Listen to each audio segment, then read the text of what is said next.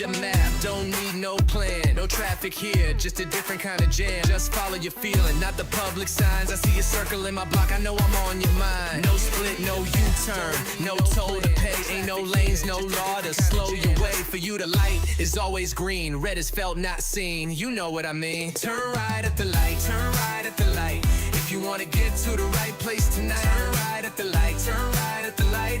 If you wanna be in the right place tonight, turn right at the light, turn right at the light. If you wanna come in the right place tonight, turn right at the light, turn right at the light. If you wanna stay at my place tonight.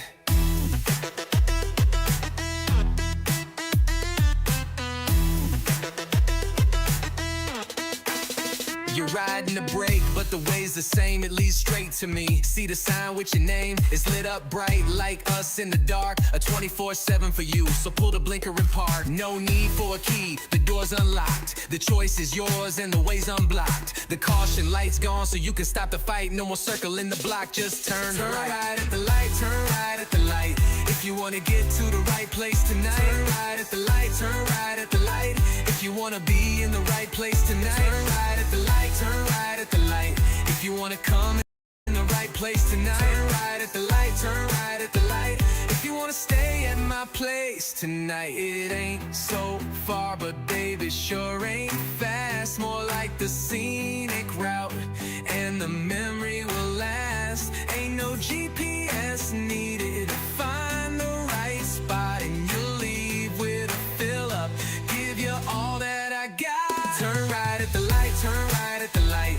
If you wanna get to the right place tonight, turn right at the light, turn right at the light. If you wanna be in the right place tonight, turn right at the light, turn right at the light. If you wanna come in the right place tonight, turn right at the light, turn right at the light. If you wanna stay at my place tonight.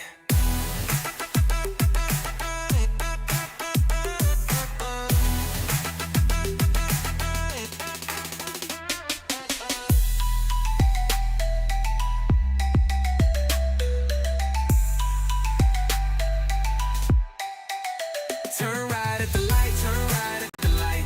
If you wanna get to the right place tonight, turn right at the light, turn right at the light.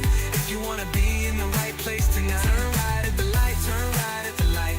If you wanna come in the right place tonight, turn right at the light, turn right at the light. If you wanna stay at my place tonight.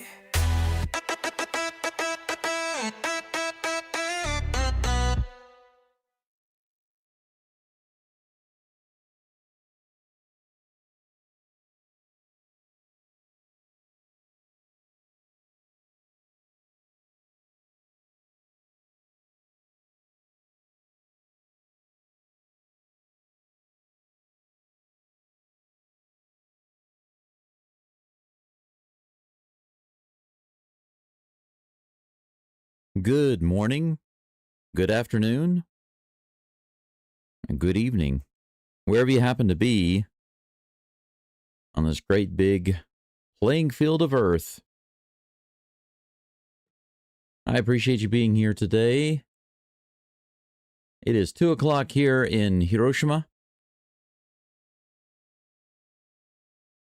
and we're getting ready for another day of baseball. Some early playoff action between the Detroit Tigers and the Cleveland Guardians in Cleveland. One of a couple of wild card spots that are being fought for.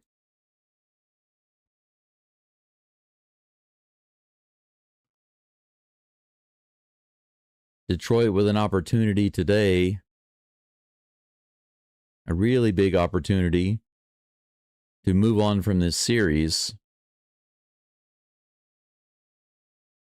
Will the Guardians be able to respond today? We'll see. We will find out. We will find out. This is one of 2 live streams that I'll be doing today to do the live play-by-play. Later on, about 5 hours from now, I'll be doing the Yankees-Red Sox live stream, so I hope you can join me for that if you're interested. if you're interested in this game, then I'm glad that you found your way here. I appreciate you being here. I will be posting some occasional highlights of the game throughout the game as I add my commentary. But primarily, I'm going to be focused on the play-by-play. A little bit of chat in between. I'll try to add a little to it, make it as interesting for you as I can. And if the game itself happens to change it and make it interesting.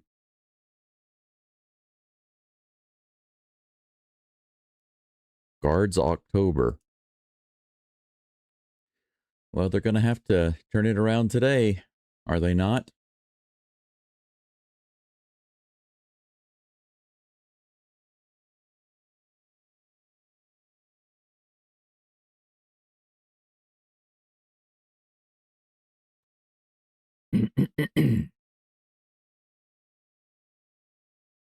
Wild card game 2.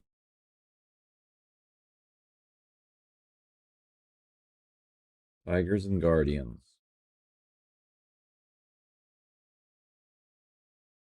If you're unfamiliar with the channel, the way it works here is pretty simple.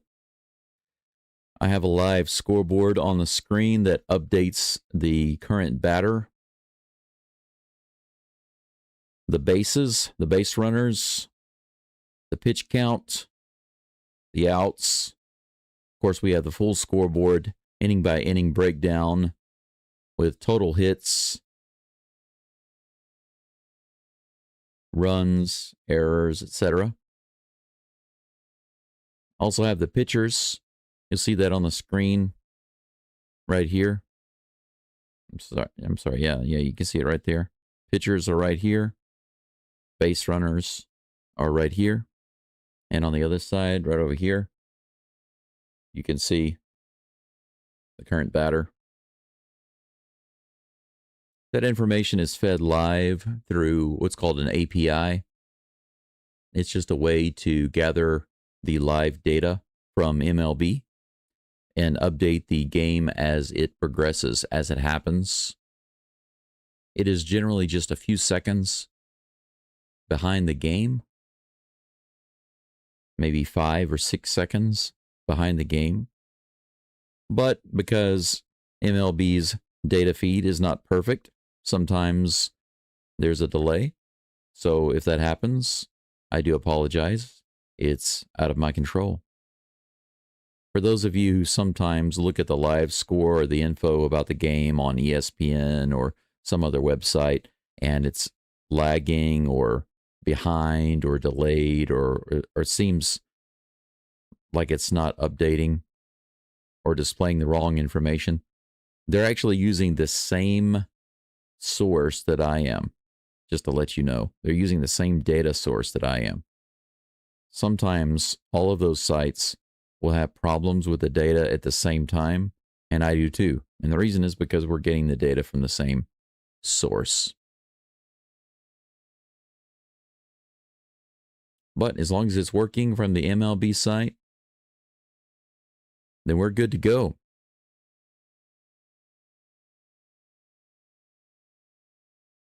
Got just a couple of people following along right now. Thanks for being here. Rev your engines and let freedom ring. And never, ever, ever stop being American. The audience was a little bit bigger for the Yankees-Red Sox game yesterday. Wound up having 50 regular viewers throughout the video. The average viewer count was about 50. The maximum number of viewers cleared 100 at one time, I think. That's far lower. Whoops. Sorry about that. I didn't mean to have that going through the audio.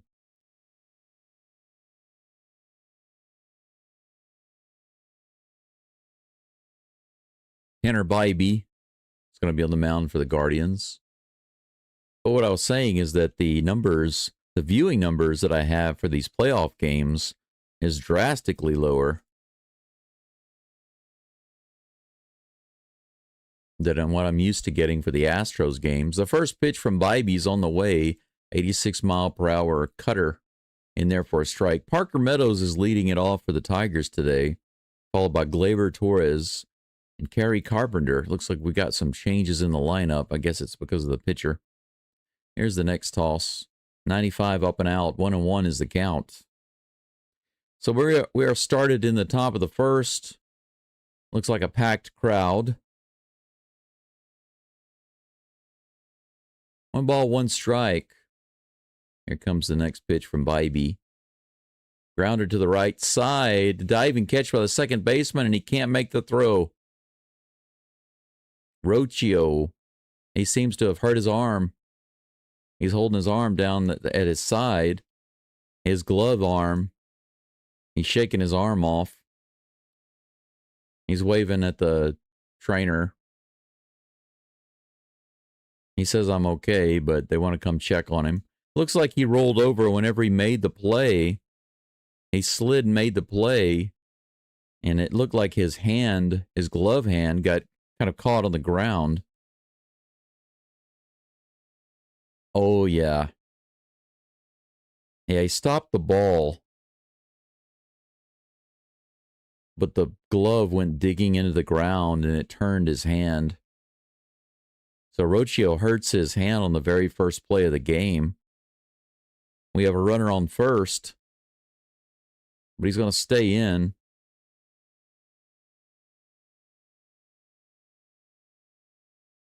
Meadows is on with a hit. I doubt they're going to give him... Yeah, they gave him a hit. I doubt they're going to give him an error on that.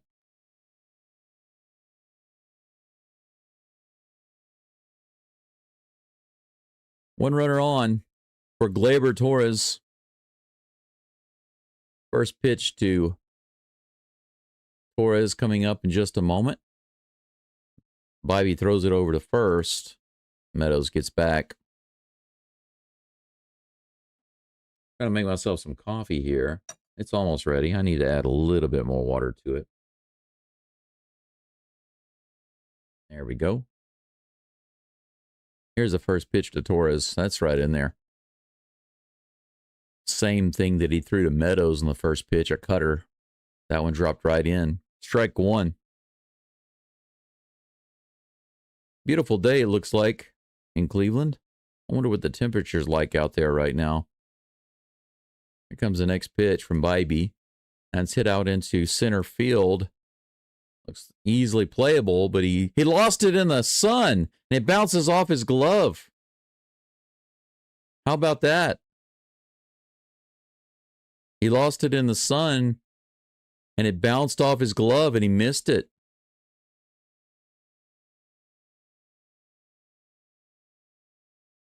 The center fielder is making his debut in the MLB, and he gets a chance to make his first play. He loses the ball in the sun, and it bounces right out of his glove. Couldn't be worse timing. Wow. 2 crazy plays to start the game off, and the Tigers have runners on first and second with no outs. Kerry Carpenter, lefty, comes to the plate to face the righty Bybee. Here comes the pitch. Started him off with a curveball. It's low and outside for ball 1. Seen some really interesting stuff so far the past couple of days. 2:13 in the morning here in Hiroshima. Enjoying some interesting baseball. That's a strike on the lower inside corner. 1 ball and 1 strike.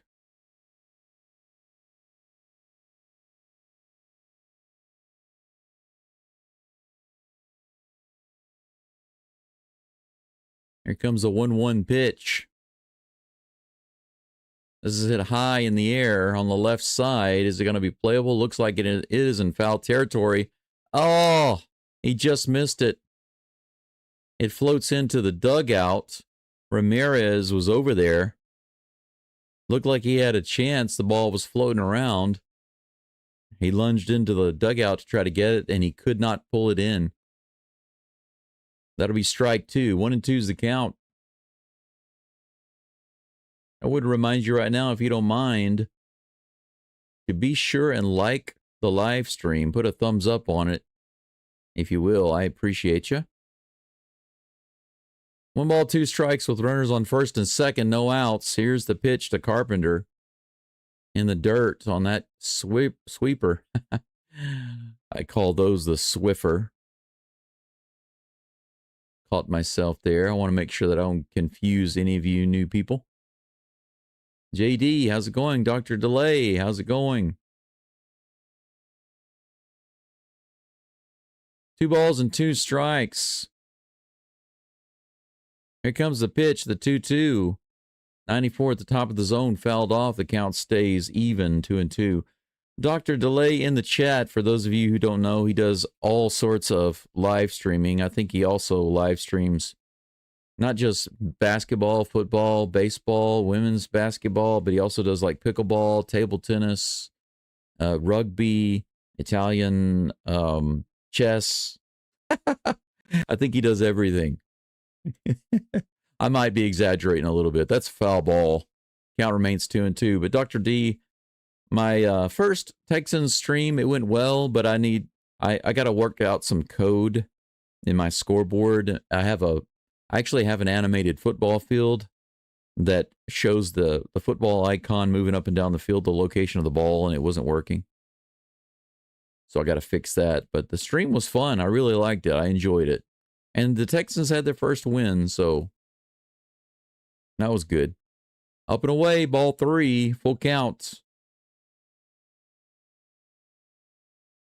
JD says, good morning, Go. How you feeling this morning, brother? Good morning to you, JD. Welcome back. I feel okay. I wish I could have slept about 3 or 4 hours longer, but I didn't go to bed early enough. That's a strike 3 right in there. A curveball taken right down the gut on the 3-2 count. Guardians finally get an out. Carpenter goes down. Torkelson will come to the plate in just a moment with 2 runners on and 1 out.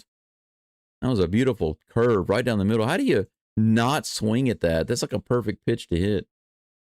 Yeah, Dr. D's joking around. I mean, I'm joking around. He says just football and baseball. I know. He does like 3 or 4 or 5 games a day, I think. He's a busy bee.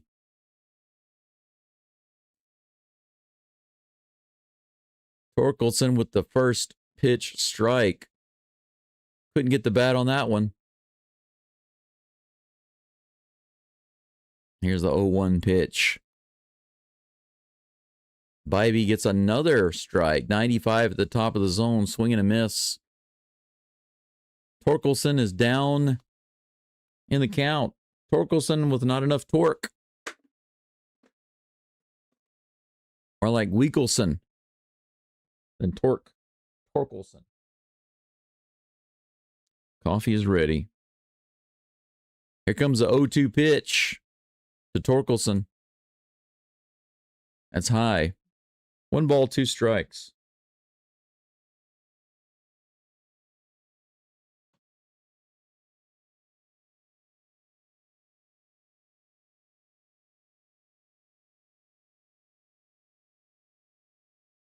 There we go. Coffee is ready. Here comes the 1-2. Outside and low. Bybee getting a little cute there. Letting Torkelson get back into the count. It's 2-2. How are the MLB games going for you, Dr. D? Here's the toss. 88 miles an hour right in there on the cutter. Swing and a miss. It's another strikeout. So either Bybee is settled down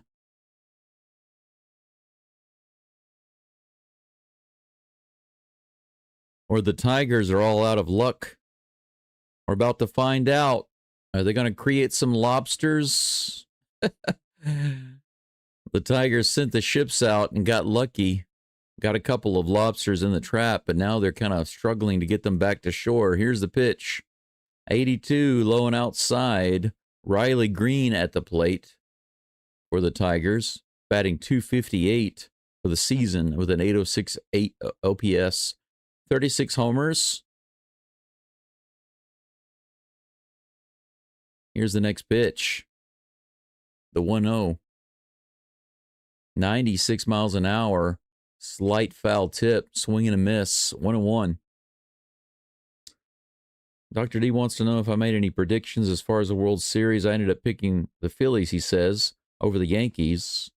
But the Yanks may be gone tonight. Yeah, I you're being generous saying that the Yankees will be in the World Series, my friend. I think there's no real way that the Yankees can be in the World Series. I think they're too weak.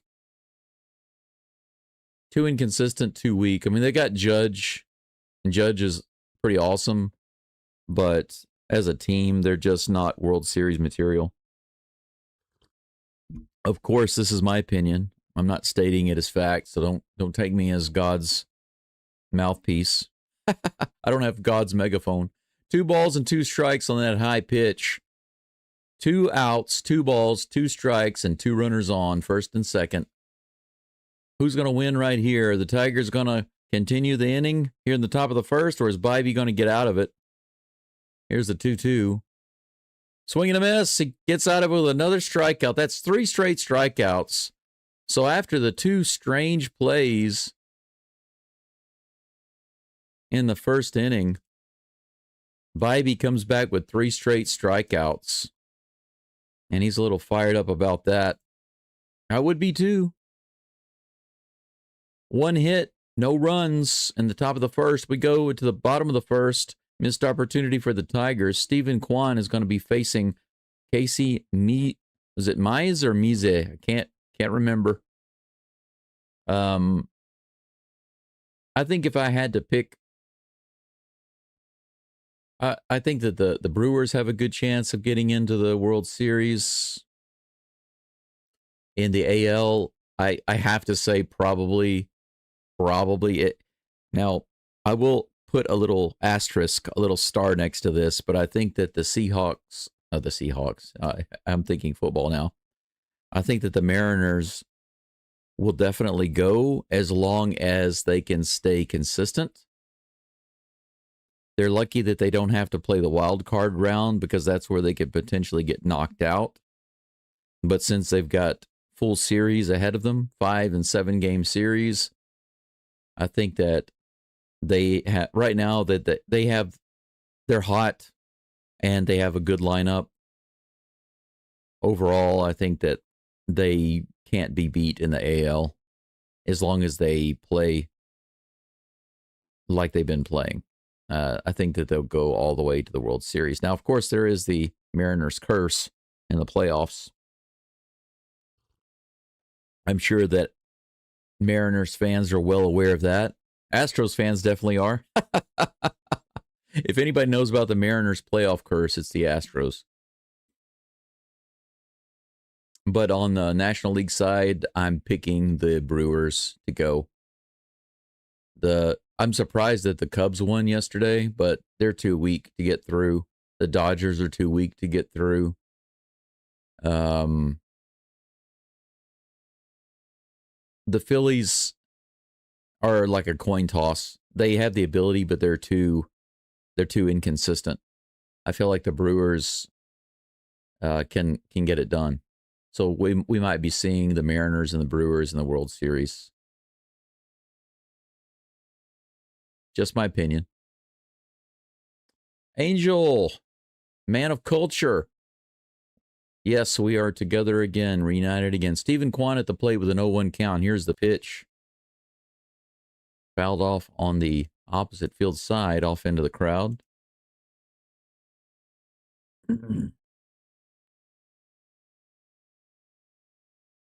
Dr. D says, I was only able to do the Cincinnati-LA game yesterday. View-wise was good. Everything else wasn't, but all was good. Doing both NL today, hopeful for better results. That's called a strike on Kwan. The crowd didn't like it too much.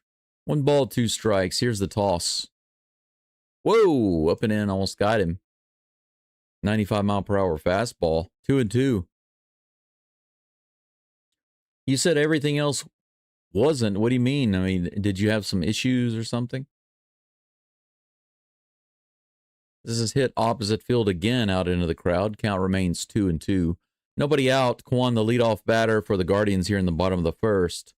It's 0-0, all tied up in goose eggs.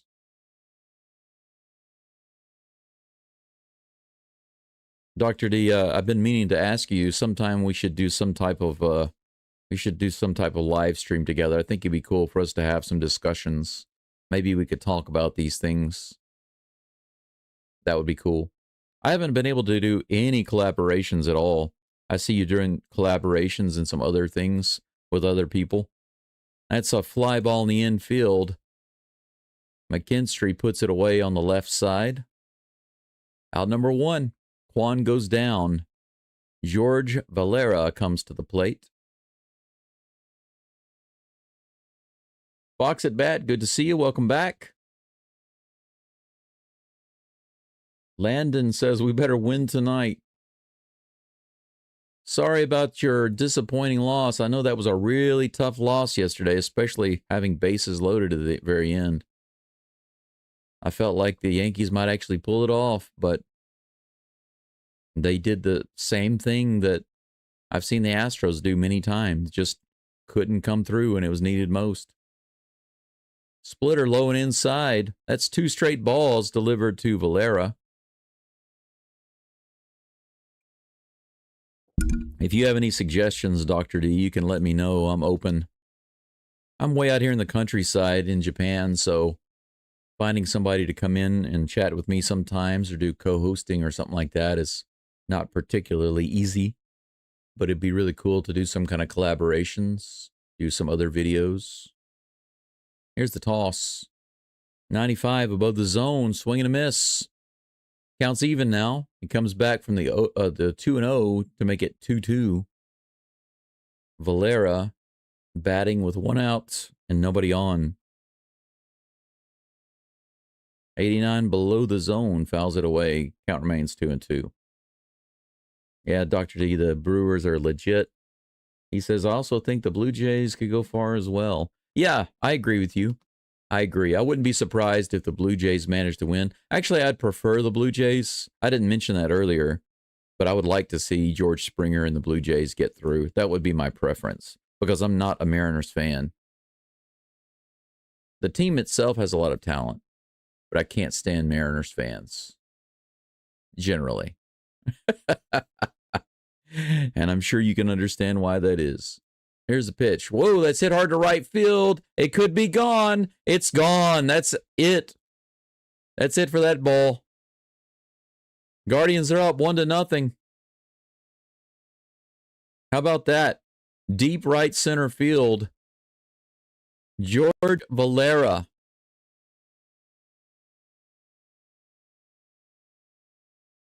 He only played 16 games for the Guardians in the regular season, and he just gave the Guardians the lead in the first inning, 1-0. 411 feet to right center, and now Jose Ramirez is at the plate on the outside edge, 94 miles an hour, strike 1. 1 out, nobody on. 1-0 lead. Here comes the toss. High and outside.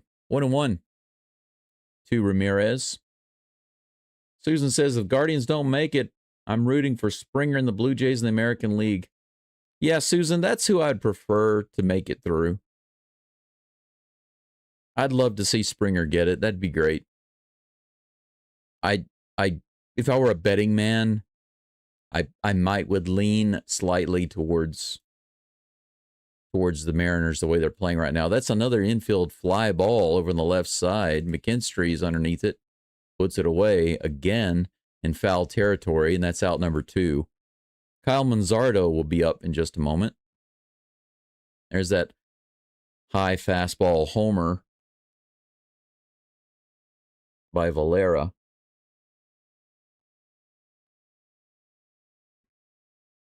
Man, it looks like such a beautiful day out there right now. I'd love to be in a baseball park right now on a beautiful day like that. Even if it's not an Astros game, it'd be nice to be in a playoff environment in such beautiful weather. First pitch to Manzardo is a ball. Here's the toss. That's hit out the left field, and is it going to be playable? No, just foul into the crowd. Strike one. 1-1 is the count with 2 outs, nobody on. Manzardo at the plate. Fox says, I'm feeling a little bit better after the disappointment of the Astros elimination, but I'm back here to support the channel. I appreciate that. You know, Fox, I know that not every subscriber to my channel is wanting to see the playoff games or not as gung-ho about it, and I can understand why. I really do 100% understand, so I do appreciate you coming back just to support. You're one of my old subscribers, and you've been very consistent about supporting the channel, so I just want to express my gratitude for you and the others like you. 95 on the outside edge, swing and a miss. 2 balls and 2 strikes to Manzardo. JD says, I admit it, Go. I'll be pulling for the Mariners. That's okay, JD. I have nothing against you for that. Here's the toss. Fouls it off again. 96 mile per hour fastball on the outside edge. Holy guacamole. It's 2-2 still. Dr. D says, perhaps as we get closer to the 2026 season, maybe we'll try to figure something out. Yeah, and I shifted because I can't allow my channel to be so dormant for like 5 months. So I shifted to doing all Houston games. That's hit pretty deep to right center. Also, it might be gone. No, it's caught at the track. Holy cow. Kyle Manzardo makes a bid for a second home run, and it's caught right at the wall for out number 3. So Valero's solo homer is the only one that will stand, the only RBI in the first inning. We are done with the first inning of play here in Cleveland. The crowd is loving it because they are up 1-0 going into the top of the second. 1 hit for each team, 1 error for the Guardians. And it's a 1-0 game. The Gardindians, Winfield Perez is due up, followed by Dylan Dingler and Zach McKinstry. But yeah, Dr. D, I'm going to be doing NBA and NFL. And there are a couple of reasons why, but focusing on Houston pro sports keeps me in my core audience. I don't have any passion for doing just all games. Now, the playoff games are slightly different, you know. Obviously, a lot of people are still interested in the playoff games, despite their team not being in. And actually, some of my subscribers requested it and donated to help me cover the cost, because I have an Astros only package on my MLB. So in order to do other teams, a separate package is necessary for 1 month, to cover 1 month. And they donated, my awesome subscribers donated specifically for that reason. And so here we are. I'm going to do all of the AL games that I can possibly do. If you're doing NL, that works out really well. Because my goal is to cover all of the AL games. Now, I do know that this coming Saturday, which is Friday in America, I will not be able to do one of those games. If there's a later game or an evening game, I will not be able to do it. That's an ALDS game, I believe, because I've got an appointment in another city, and it just clashes. So I will not be able to do that game. First pitch from Bybee is just a little low, but catches the bottom of the zone for strike 1. Winfield Perez at the plate. Here comes the 0-1 pitch. Inside, fouls it off. Strike 2. Cruz Convo says, hey there, I'm just checking in. Rooting for anyone but the Yankees or Dodgers. Rooting for anyone but the Yankees or Dodgers. I can pull for that. Same thing with the Cubs, though. Yankees, Dodgers, Cubs. I want none of those teams to even be in the World Series. And I don't think they can really get there, though. Whoa, high pitch.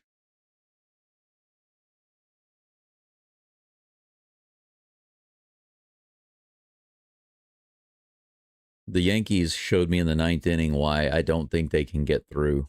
Same thing with the Dodgers. That's high.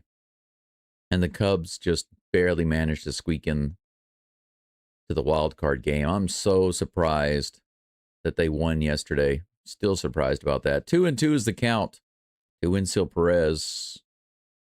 Here's the toss. Fouled off. Dr. D says it's a wise decision. Do other Houston teams, and of course, keep doing live streams during the MLB offseason. Yeah, that's right. You probably already know this. I'm probably preaching to the choir, but doing long form videos and shorts and not any live streams, there's a huge difference. Swinging a foul ball on that curve, it's 2-2 still.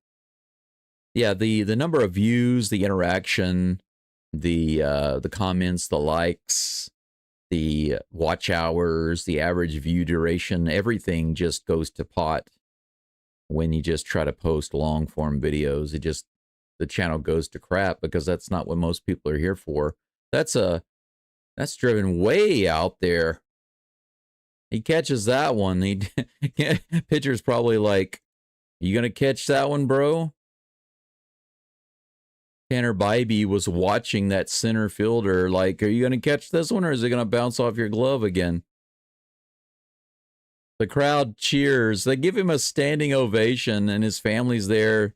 Everybody's giving him a standing ovation for catching the ball.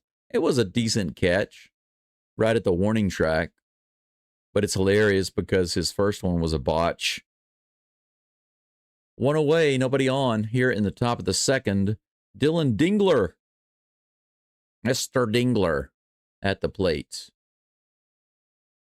That is a Swiffer, and therefore strike 1. 752 OPS, batting .278 for the season. That's what I wish all of the Astros non-stars could do, is bat at least .275. That would be freaking awesome. Here's the toss. Woo, 95, right down the pipe, swing and a miss. 0-2.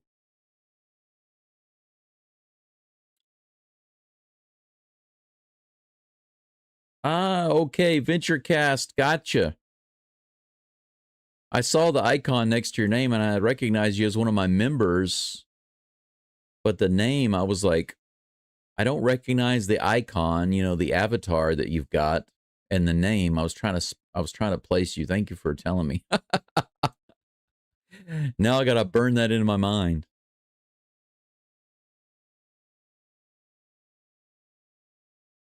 In the chat, Cruz Convo, by the way, is a longtime subscriber and supporter of the channel. He's got a really cool YouTube channel all about cruise lines and cruises. If any of you take cruises or are interested in that, go check him out.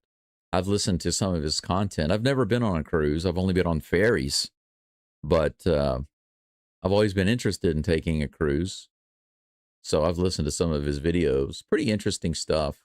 A lot of it goes over my head, though. When you start talking about the details of like point systems and things, I have no idea how the cruise companies do that. That's a swing and a miss and a strikeout. Dingler goes down on what appeared to be a curveball. 2 outs. Zach McKinstry comes to the plate.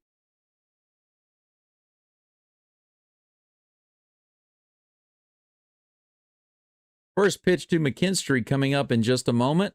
And here's the delivery. Low and outside on the sweeper. 1 ball, no strikes. Dr. D says batting 270 today is like 320 years ago. You're right. Swing and a miss, 81 on the changeup. 1-1 is the count.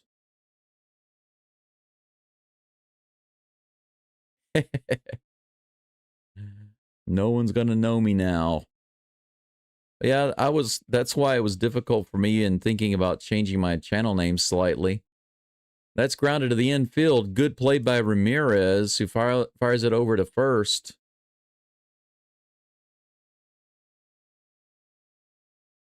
That's out number 3. Nothing doing for the Tigers that inning. No luck this time. No missed balls. No almost injured players. That's it for the top of the second. We move to the bottom of the second with 1 hit for each team.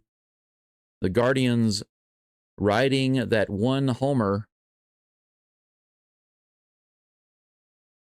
by Mr. Valera.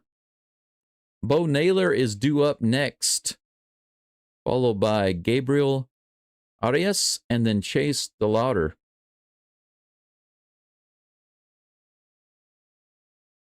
JD asks if I'll be streaming the Mariners games. The answer to that question is yes, but I do apologize in advance.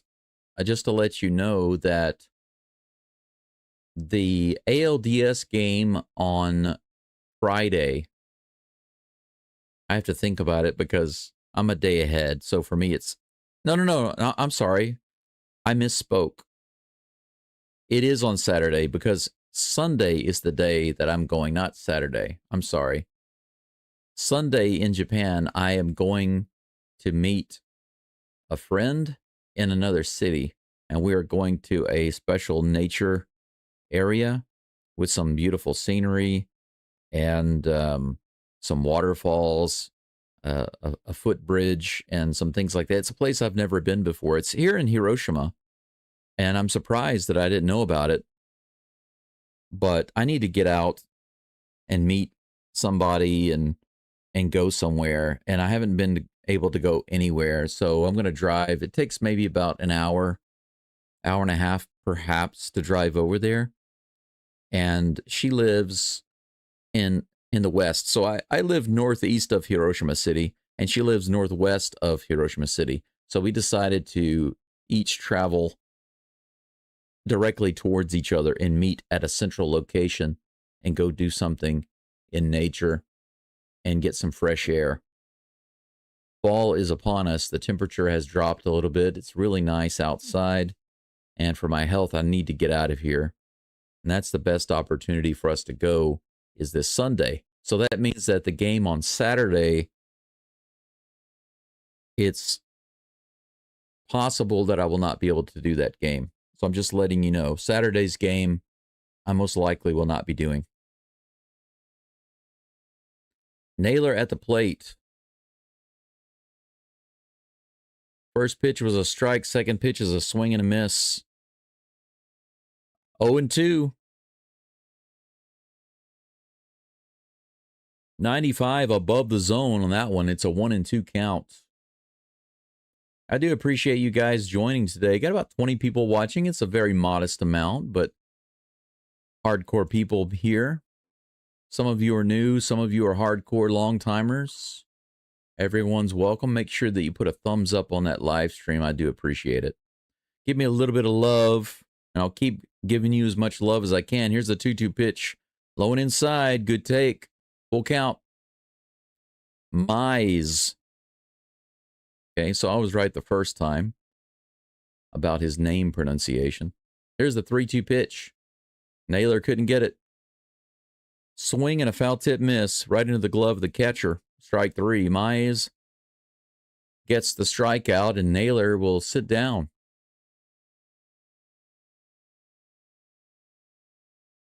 One out, nobody on. Bottom of the second, Guardians up by 1. Gabriel Arias, 96 up and inside, swing and a miss, strike 1. JD, oh, I missed something here. Fox at Bat says now we just have to hope that neither the Dodgers, Yankees, nor Mariners make it to the World Series. As for the other teams, I don't really care who wins. 0-2 is the count.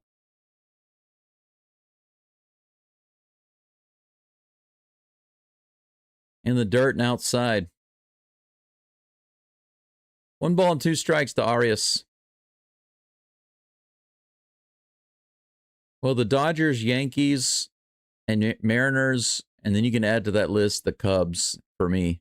Those are the teams that I can't accept to go and win the World Series. That's a little pop to second base. Torres had a little trouble locating it, but he was able to grab it. That sun must be really bright out there. Even with the sunglasses, he had trouble. Chase DeLauder, the rookie who was out in center field, who botched his very first catch attempt. This is his first MLB at bat. In game 2 of a wild card series, that's pretty nuts. Here's the toss. Swing and a miss. 89 below the zone. Not a very convincing swing there. Not as good as Zach Cole's first swing. Am I right or am I right? Here comes the 0-1 pitch. He grounds out and foul down the first baseline. 2 outs, 2 strikes, no balls. What are the Japanese gardens like? I can tell you about those. Dr. D must step away. Yes, always a pleasure. Thank you so much for stopping in. And you have a great stream later on, too. I'll try to send my viewers your way. I think you'll be probably streaming by the time the Red Sox-Yankees game is finishing up later. But thanks for stopping in as always. Look forward to chatting with you again, Dr. D. But JD, Japanese Gardens, you see that there was a slight foul tip there. He stays alive. 1 ball, 2 strikes. Here's the toss. 96 miles an hour, up and out. 2 balls and 2 strikes. Japanese gardens, the traditional Japanese gardens, if you go to these places, that's outside. Check swing, they say he didn't go. It's a full count. 2 outs, nobody on, full count. To Chase DeLauder, the rookie. Mize with a 3-2 pitch, and he fouls it off on the first base side. We'll have another 3-2 pitch. But I will tell you this, a lot of properties that used to be private or belonged to lords or government, they are now open for people to go in and look around. They are beautiful. Ball 4 on the outside. Look at that. The rookie gets a walk.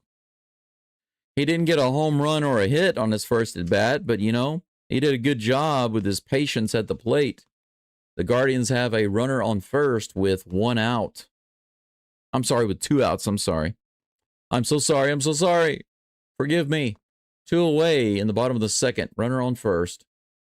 CJ Kafis comes to the plate. Very first pitch, he fouls it off. 90 miles an hour on the inside. Strike 1.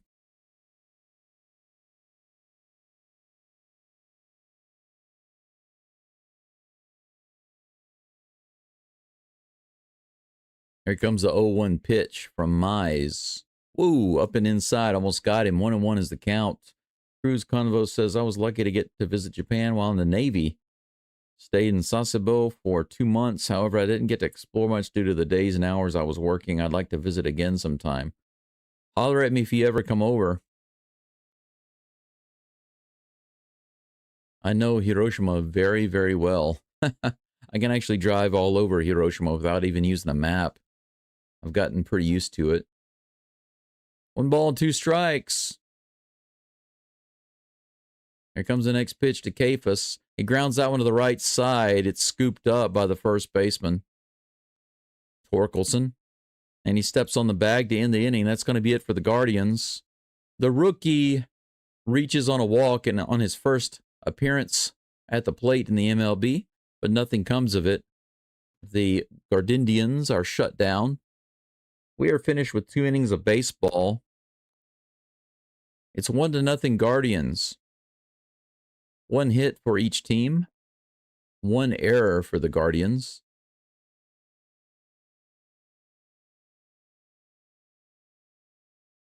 Tanner Bybee will be back on the mound in just a moment.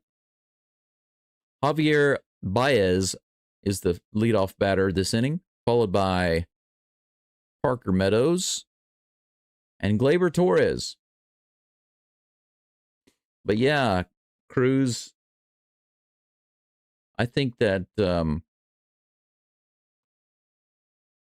there are so many places in Japan to visit and see. It's nuts. If you just stayed in Tokyo for an entire year, there would still be stuff left to see and things left to do whenever you left. But of course, there's a lot more to Japan than just Tokyo. Hiroshima offers a completely different experience in several ways. It's not nearly as busy, hectic, or as chock full of stuff to do and see as Tokyo. But Hiroshima offers some beautiful nature and some lovely places. There's also some snow skiing not too far from here in some certain areas. They've got some natural sites. Of course, they've got some historical sites like the Atomic Bomb Dome. You know, they've got a castle that's been renovated twice. It was destroyed in the war. It was renovated after that. That was like the second time it was rebuilt. That's a nice park with a really beautiful shrine. Nice moat all the way around. Lots of carp, huge fat carp fish around it. The castle itself is nicknamed Carp Castle, and that's where the name of the baseball team, the professional baseball team, comes from, the Hiroshima Carp. And Itsukushima Shrine, it's located in Miyajima. It's an island not too far from Hiroshima City. That's a swing and a miss. Javier Baez at the plate facing Bybee. 0-1 is the count. But that shrine is beautiful. They have a torii gate out in the water. It's called the floating gate. It looks like it's floating on the water. The ocean water is around it. But whenever the tide goes out, you can actually walk out to it. Bunt attempt by Baez. They say that he did not pull back in time, and that'll be strike 2. Tyler says, who do you think is going to take this series?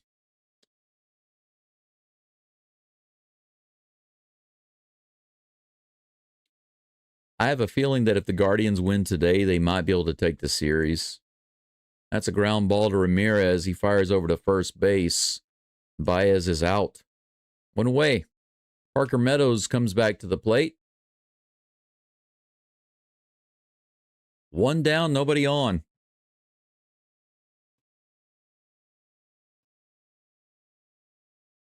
Tyler, I just feel like the Tigers have kind of slipped and showed a lot of weakness and inconsistency towards the end of the season. The Guardians were coming on stronger and stronger. So it's kind of opposite, right? The Tigers were doing really well, and the Guardians were doing terribly, and then it just kind of flipped. The script flipped. And if that persists and the Guardians win today, I think they can win again tomorrow. It's a ground ball to the second baseman. Torres is thrown out at first.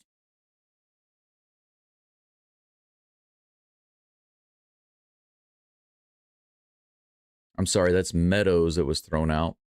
Torres is the the next batter.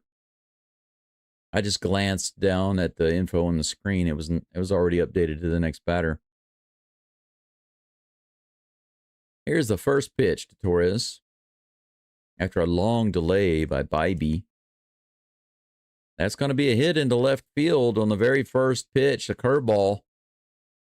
He quickly brings it in. Torres has to stop at first. 103.5 miles an hour on that line drive single. Tigers now have a runner on with 2 outs for Kerry Carpenter. JD says if Mariners starting rotation shows up, they will be a real threat. Yeah, that's the thing. I mean, if the Mariners, even if their bats stay hot, if their bats stay consistent, then I don't think anybody can beat them. I don't want them to win. That's a wild pitch in the dirt. Naylor couldn't quite handle it. Meadows is able to go to, Torres, rather, is able to go to second base on that pitch. Runner on second with 2 outs, 1 ball, no strikes to Carpenter, the DH.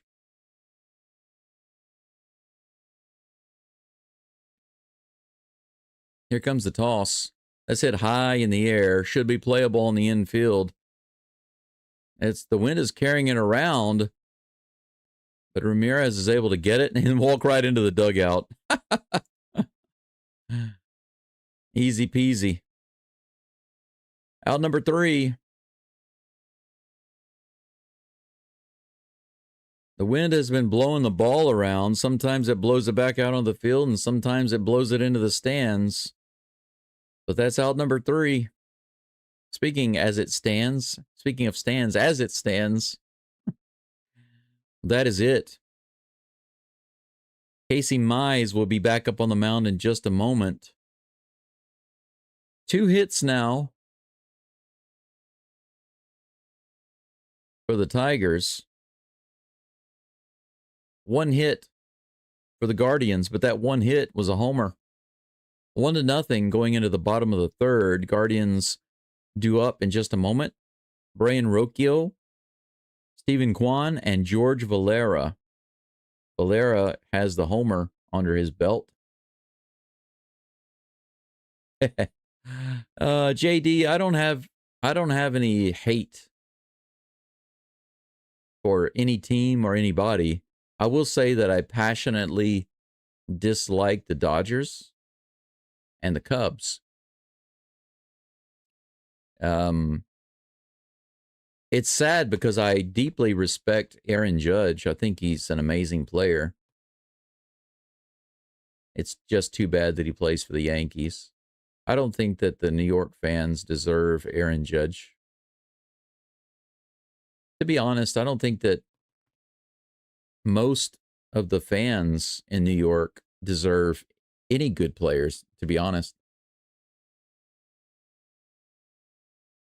Whenever those players get a hit or pitch well, they get cheered, right?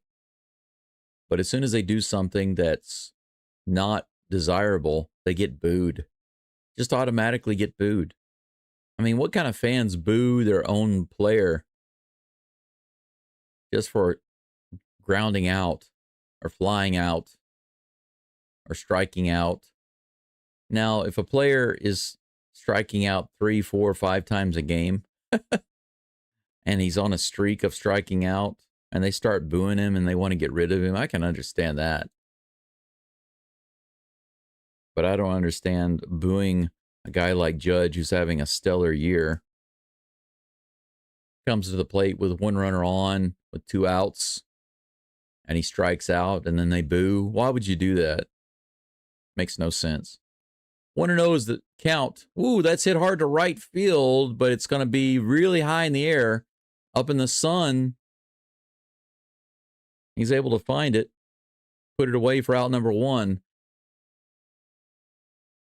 That ball was potentially dangerous, but it went further up, more vertical than horizontal. So it's the result of 1 out. Stephen Kwan at the plate with 1 away. Here's the first pitch from Mize. 92 outside. Ball 1. Yeah, you're right. The Yankees and Dodgers fans are entitled. Opposite field single. Oh, no. I thought for sure that was going to be down, but it curved. Man, what a slice. That sliced foul. The wind probably helped it out. 1 ball, 1 strike to Quan. The wind moved it so much, if it had gotten down, it would have turned into a double. Here's the pitch. He hits that one straight up in the air. Shortstop is out. Baez takes it for out number 2. George Valera comes to the plate.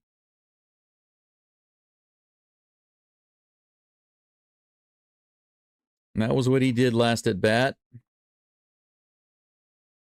Put one over the fence and gave the Guardians a 1-0 lead, which still stands. 2 outs and nobody on. First pitch on the way. He hits this one out into left field. Easy out for Riley Green. 1 pitch is all that is needed to retire Valera. And that's it. That's it for 3 innings. We are finished with the first 3 innings of the game. 33.333 ad infinitum. Innings is gone. Top of the 4th coming up in just a moment. Tanner Bybee will be back on the mound. He's up to 46 pitches. Slightly high on the pitch count. Just a little over 15 pitches per inning. He'll be facing Spencer Torkelson, Riley Green, and Winsil Perez. How many people do we have following along right now? Just about 17. Man, it feels, when I see that, I'm like, oh, that's so terrible. I'm definitely not used to seeing such low numbers on a live stream. It's crazy. But it's understandable, I guess. It's understandable. But that's what's necessary right now. It's either take a complete holiday and do other things around my house and get some extra rest, do some cleaning, do some improvements around the house, etc., etc. Or it's do the live streams for the playoffs. And that's one of the things about the YouTube, the way YouTube works, is that if you take a few days off and you've been streaming almost every single day, and you take a few days off, it actually hurts your channel. YouTube starts punishing you for not maintaining such a pace. Head coach here is talking about the wind being difficult for both teams today. We've definitely seen it so far. JD says your channel is going to grow, go. You do an excellent job. Thank you. I appreciate that, JD. I really do.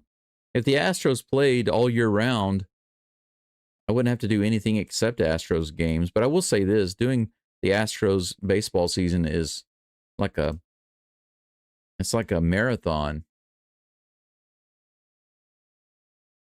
In 1 month, having to do like 26 games or so, it's kind of crazy. It's a lot of work. 0-1, here's the count. Here's the pitch.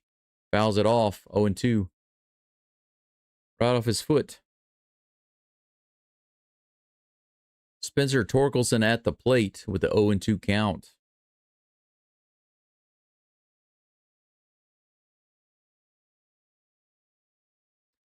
A couple of subscribers mentioned to me that I should be careful during the off season about doing the football and basketball games because they were worried about my health. But to be honest, it's a much lighter schedule.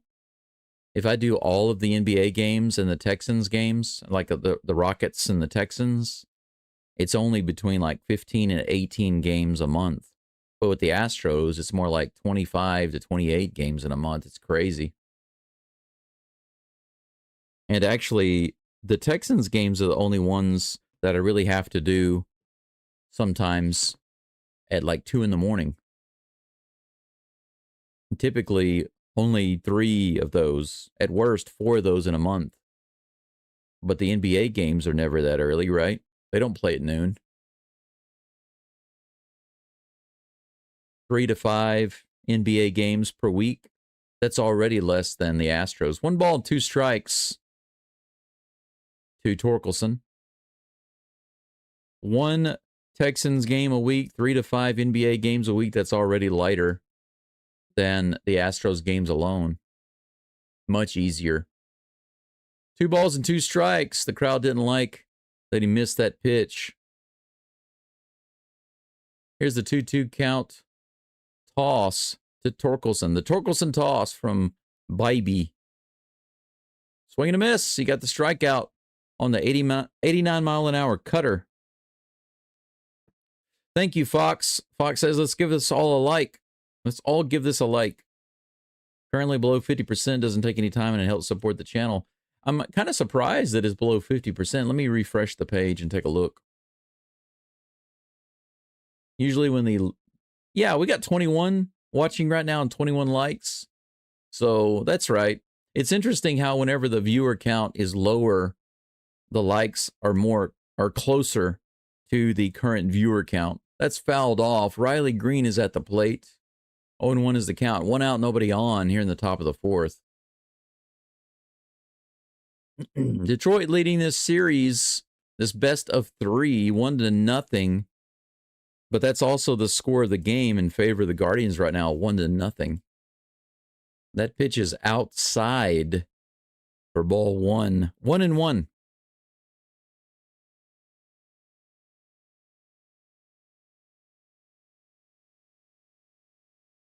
Here comes a 1-1 pitch. Bybee gets the swing and a miss on the changeup in the dirt. 1 ball and 2 strikes.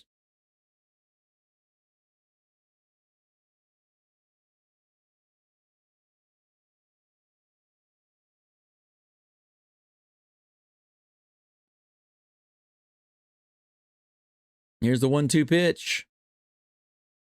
Outside. The crowd gets annoyed about that, but that was clearly a few inches off the plate. A few inches out of the zone. What is with this crowd?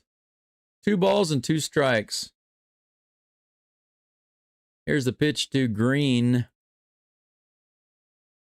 Wow. Low and in the dirt. Almost got his foot. Full count.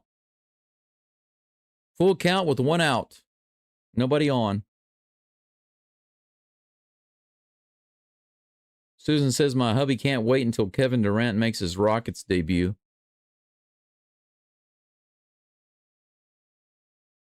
Susan, I'm really looking forward to watching the games again. I haven't watched in so long. Wow, that's crushed into right field, and that's going to be down and bounce to the wall. It gets past the right fielder. He's going to try for 2, and he's in there. The throw is off center. 112.8 miles an hour, a rocket off the bat of Green, Riley Green. Look at this. It hopped and went right behind Valera's back. Rookie mistake there. Overplayed it. I don't know what he was thinking there. He should have backed up and got behind it, got in front of it, went behind his back. Rookie mistake costs them a double. That's fouled off into the crowd. Winfield Perez at the plate. Tigers with a runner on second base. 1 out. No balls and 1 strike to Winfield Perez. Here's the second pitch, rather. That's grounded to the first baseman. He fumbles it for a second, then he gets it and steps on the base. But Green will go to third easily. 2 down, runner on third for Dylan Dingler. By the way, Susan, I did my first Texans game the other day, and I really enjoyed it.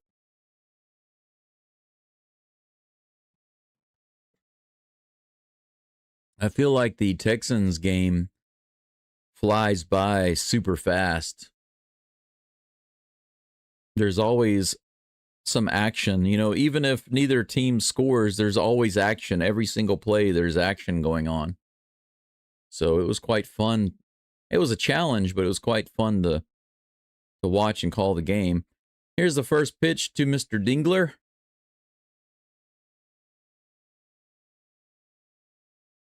On that outside edge, strike one. 96-mile-per-hour fastball. 0-1.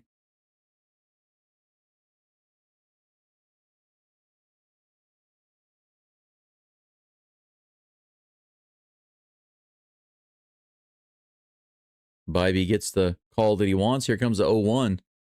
Woo! Right at the top of the zone, just a little high. That was close.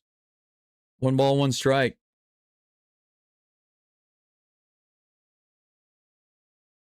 It's going to be much, much easier for me to create the code and do the scoreboard for the Rockets games. I'm trying to make a really cool graphic for my football scoreboard, but there's some breaks in the code that didn't work during that game, so I'm going to have to fix it. 1 ball and 2 strikes. That one was called right in there.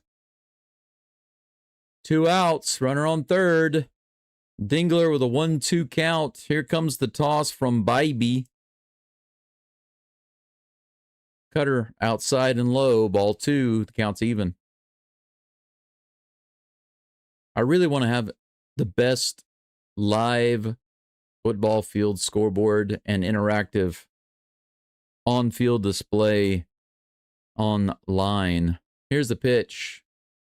This is hit out into right field. Is it going to be playable? Nope, sails into the crowd. We're going to have another 2-2 count pitch.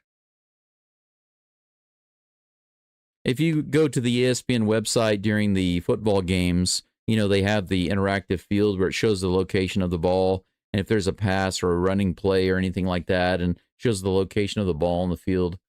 Well, I've been working on creating an advanced version of that, but there are some breaks in it, so I got to work that out. Here comes the next pitch. Bounced foul down the third base line. The count remains 2-2. 25 watching now. Thanks for being here. I appreciate you stopping in. If you appreciate what I'm doing here, please leave a like on that live stream at least. And I appreciate you. 2 outs, 2 balls, 2 strikes. Runner on third. Dylan Dingler at the plate. 68th pitch of the game coming from Tanner Bybee. Low and outside. We're going to have ourselves another full count. The crowd is cheering. They're wanting a strikeout. Zach McKinstry on deck. 3-2 toss. On the way. In the dirt. Ball 4. Catcher stops it. That could have been a wild pitch and a run scored. Tigers are going to have runners on the corners with 2 outs for Zach McKinstry. That's going to draw a little bit of a mound visit right now. Tanner Bybee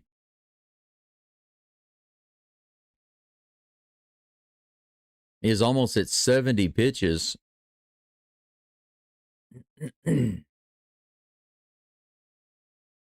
His pitch count has crept up a little bit higher. He's averaging 17 pitches per inning, but he's going to have to throw some more right here to try to get that third out. They break up the little powwow on the mound.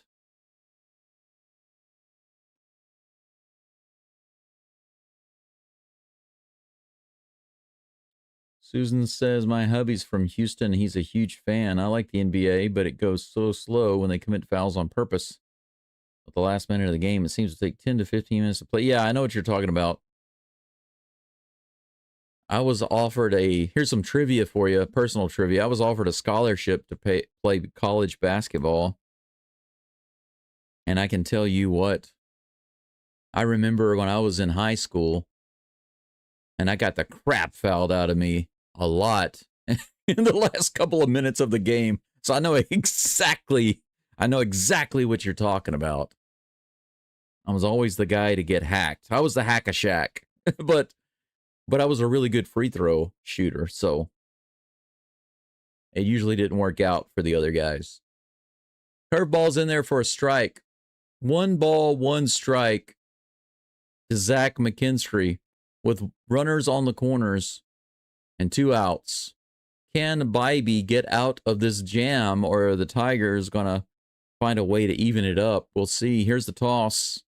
That's high. 2-1.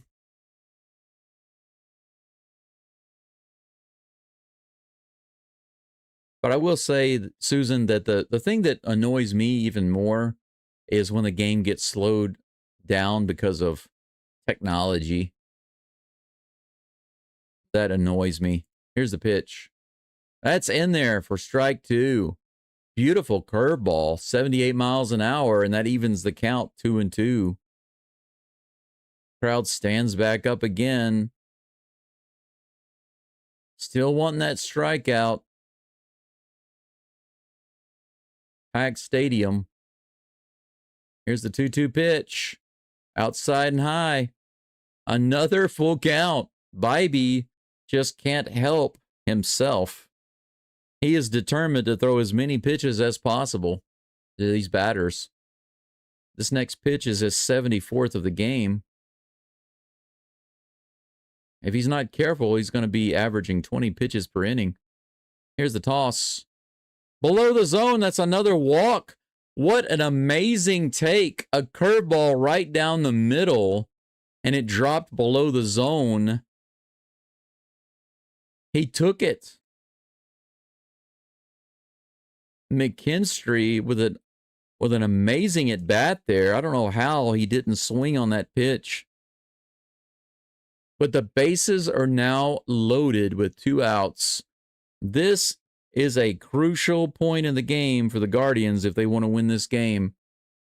Right now, this is the most important point in the whole game, right here. Javier Baez at the plate. Here's the first toss. 88 at the bottom of the zone, strike 1. The cutter, well placed. Wow.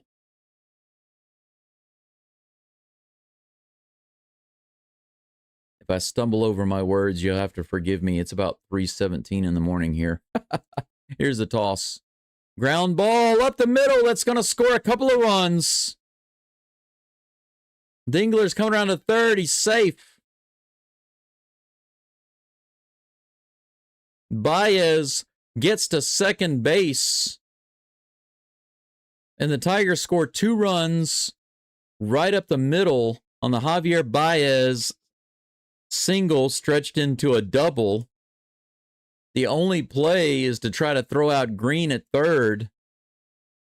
He grounds it. Baez just grounds it right into the hole. Right up the middle between short and second. Easily scores 2 runs. Green almost gets thrown out in third.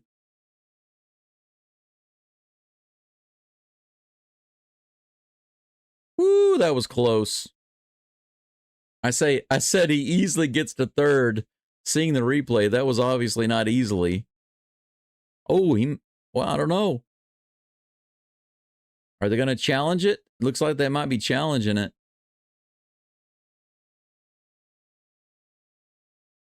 Yep, they are challenging it. Cleveland is challenging the call at third of safe. He might have actually gotten tagged out there. Wow. If so, that's going to be a big out, but Cleveland just lost the lead. But if they don't get this out, it could get worse. Let's see here.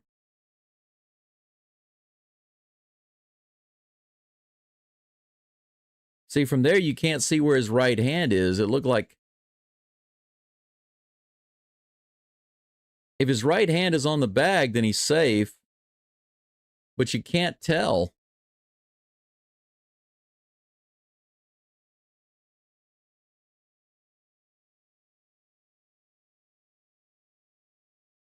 Wow, that's so close. Well, I don't know. I don't know. Right there, it looks like his right hand is not on the bag. Looks like he got the tag on his helmet right before the hand hit the bag. Difficult to say. Susan says, plus my hubby says, too many three-pointers taken instead of more toughness like in Jordan Elijah Day. You're right. Your husband is right. 100% I agree. There are a couple of reasons I stopped watching NBA a while back. And that's one of the reasons. The other reason is because you're talking to a guy that used to play basketball all the time. And when I played, they actually called traveling and carrying the ball and double dribble and shuffling your pivot foot and stuff like that, walking. They called those things. They were very strict about calling those things. Sometimes too strict. But in the NBA, they don't call them at all. They overturn it. They call him out. I had a feeling that they might.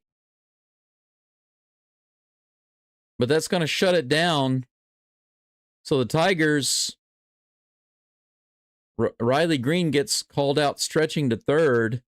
Tigers are complaining about it. They still think he was safe.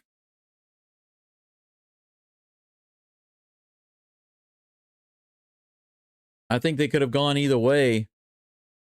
But I do feel like his right hand did not get on the base. I don't know why he didn't put his right hand on the base. I guess his head went down when he slid. And that's going to be out number 3. So the Tigers pick up 2 on that hit. But Green gets thrown out at third on the overturned call. And that's going to shut it down. 4 hits now for the Tigers, and they have the lead 2-1.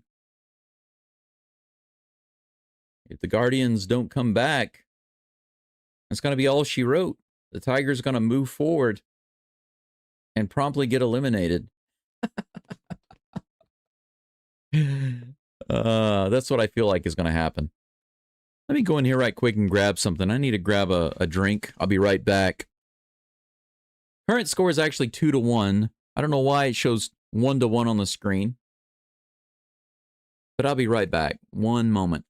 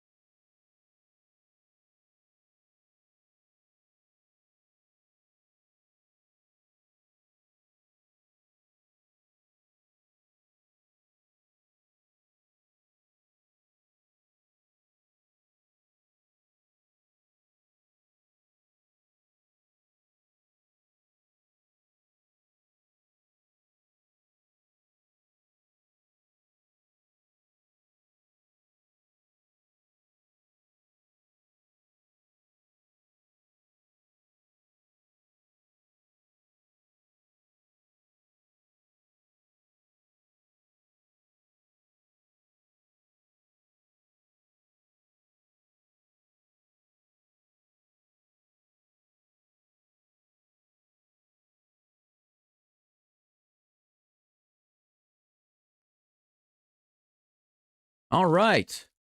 Apparently I missed the first pitch to Jose Ramirez. It was a ball. Next pitch coming in from Mize on the lower inside corner. Strike 1.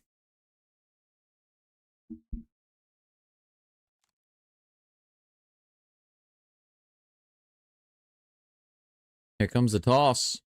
86. Hey, it is 1-1.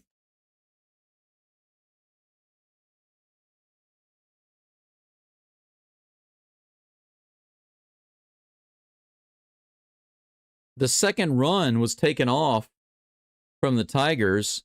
And just so you know, they are trying to find out why.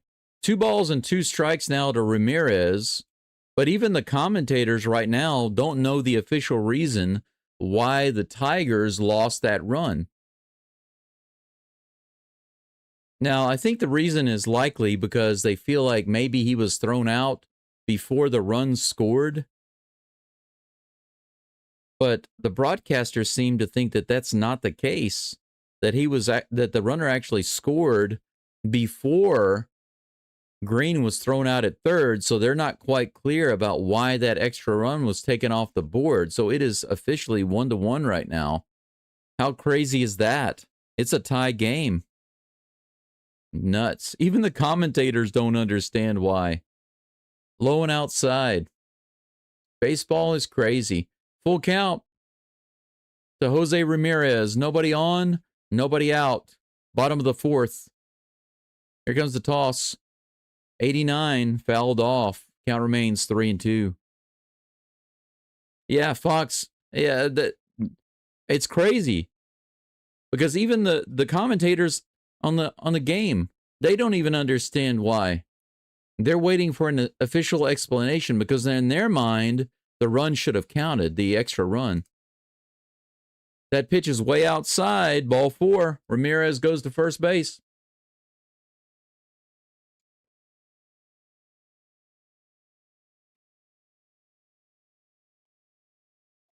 Okay, now they're explaining why.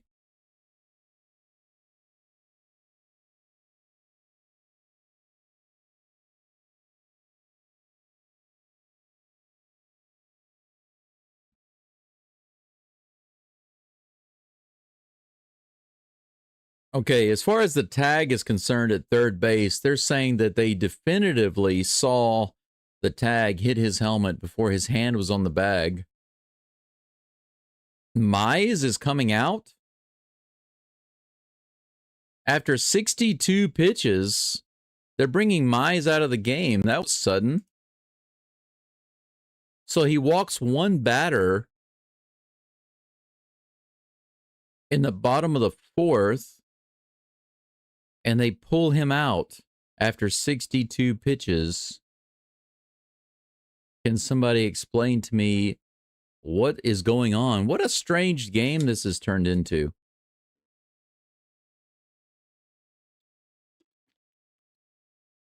You did not hear me wrong.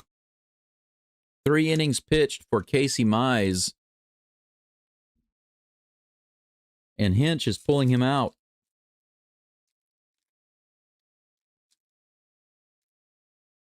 Kyle Manzardo is at the plate.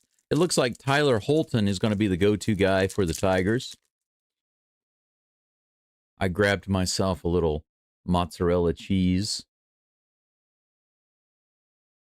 Let's see if I can manage to squeeze off a few pieces of it without affecting my broadcast quality. You are listening to the Go Dome, only on YouTube.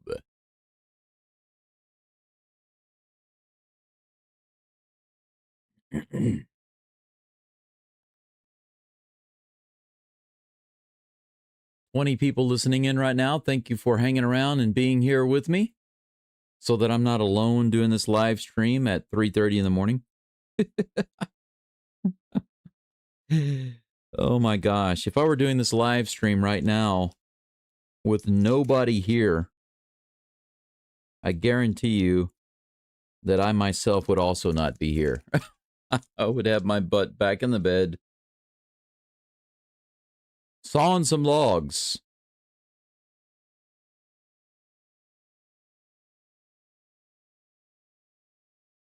Okay, Mr. Holton.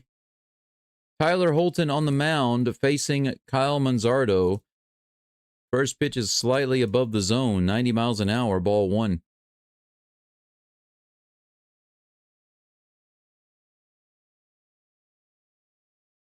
Cutter, sinker, sweeper are his main pitches. 92 right in there on the sinker. Fouled off. 1 ball and 1 strike. No outs, runner on first.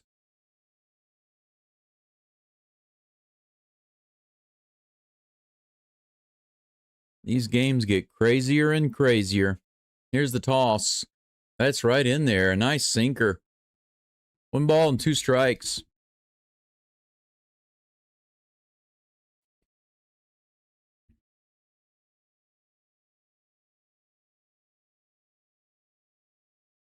Here comes a 1-2. That's hit straight to the shortstop,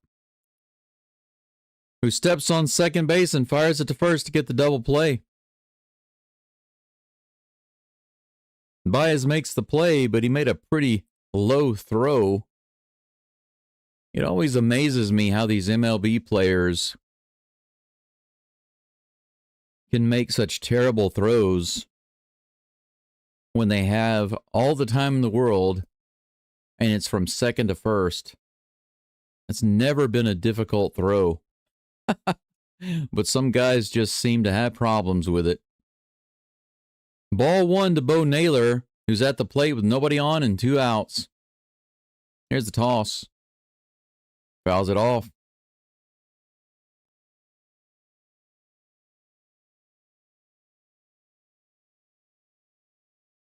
Not quite sure why they took Mize out. I'm still wondering about that. He only gave up 1 hit. 62 pitches and 1 hit, and they took him out. Strange. 92 on the outside edge. 1 ball and 2 strikes. Tyler Holton facing Bo Naylor with 2 outs. Here's the toss. Ooh, just barely misses off the outside edge with the sweeper. 2 balls and 2 strikes.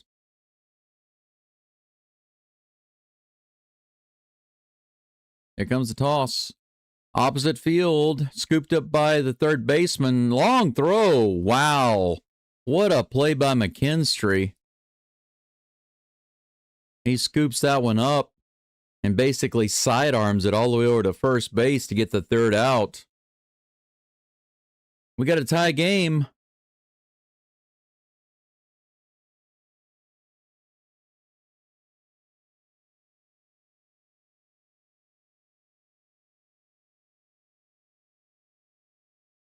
Tanner Bybee should be back up on the mound for the Guardians in just a moment.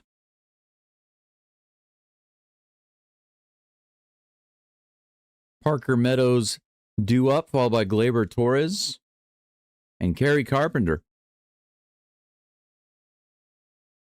Let's take a look at some of the stats right quick, just so you know.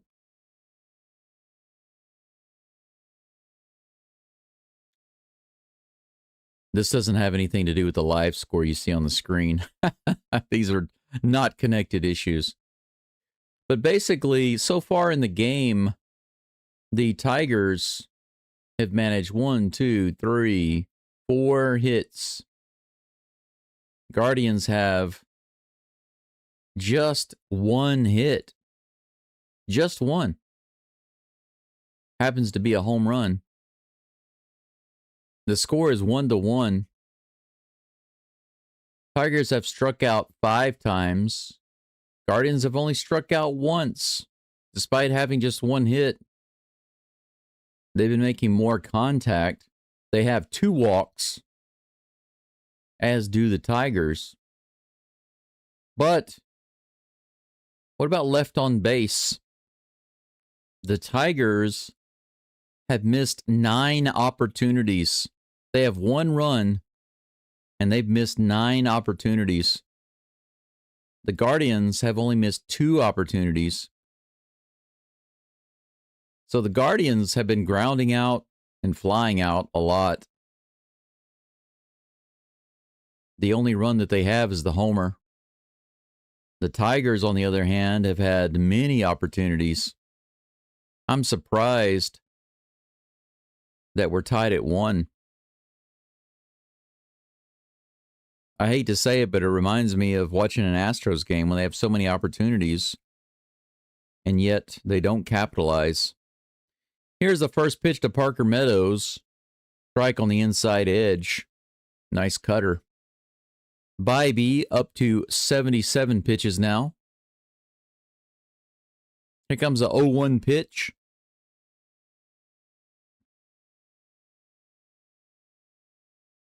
That's hit high in the air in the left field. Kwan's underneath it, and he puts it away. Out Kwan. Outnumber Kwan. Gleyber Torres comes to the plate. Nobody on, one down.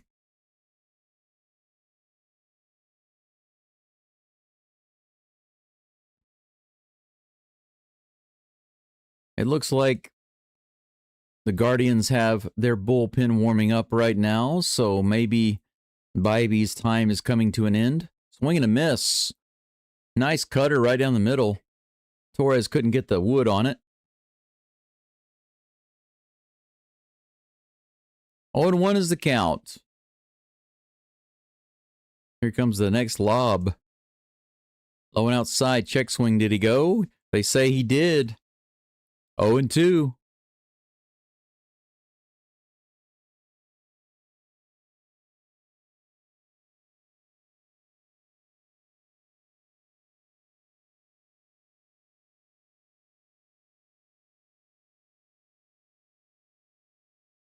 Wow.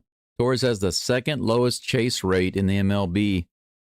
He takes that one right down the middle. On the outside edge. That's strike 3. 3-pitch strikeout. According to the MLB tracker, that ball was outside. A difficult pitch to get called out on. But you got to be careful when those things are close. When those pitches are close, difficult to let them go. Speaking of outside, that one's outside. Ball 1 to carry Carpenter. 2 outs, nobody on. 1 ball, no strikes to Carpenter.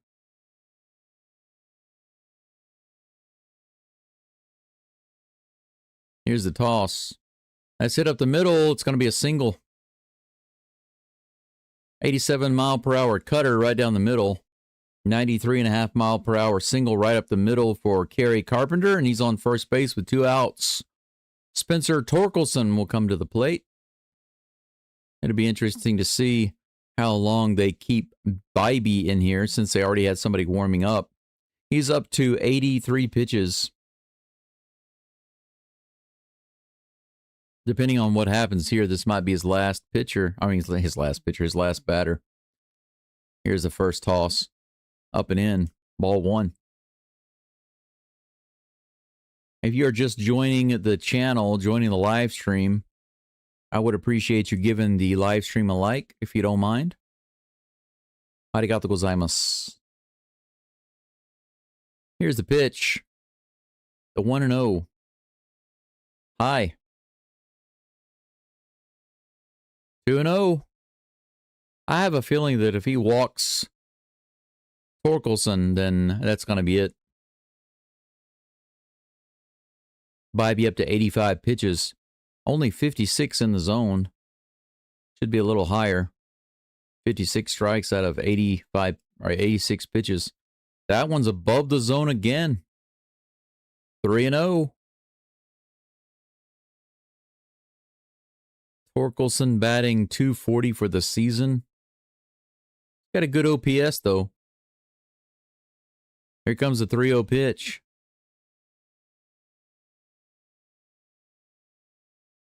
High again. Ball 4. 4-pitch walk.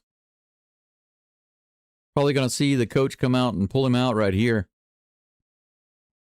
Tis my guess. Here he comes. I won't say I told you so, but I told you so.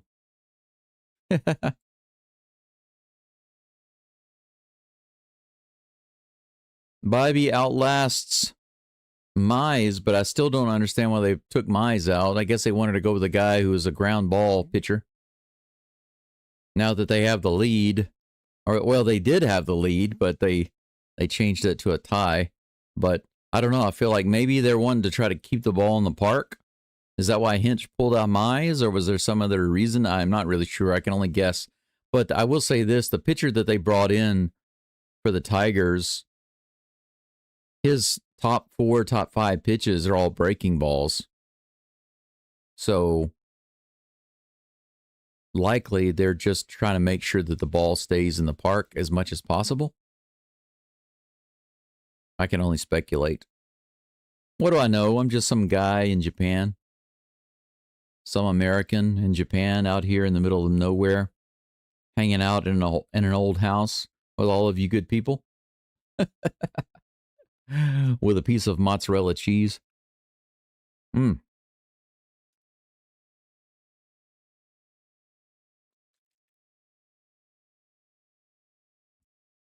I like these little sleeves of cheese that you can buy. Comes with 4 blocks. You can see the cheese right here.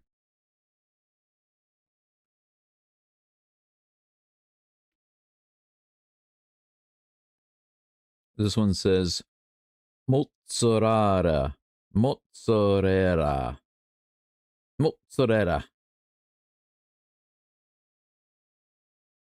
It has the English written on there, but mozzarella. Mozzarella is the Japanese pronunciation.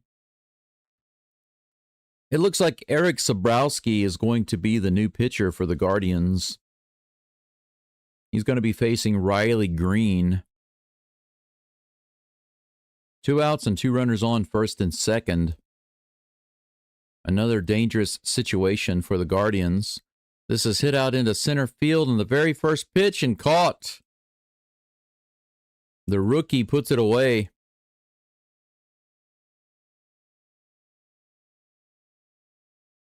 So bringing in the new pitcher works out just fine. He throws one single toss and gets the fly ball out right off the bat. So despite getting a couple of runners on, the Tigers do nothing with it. They strand 2 more. How many lobsters have that's 11.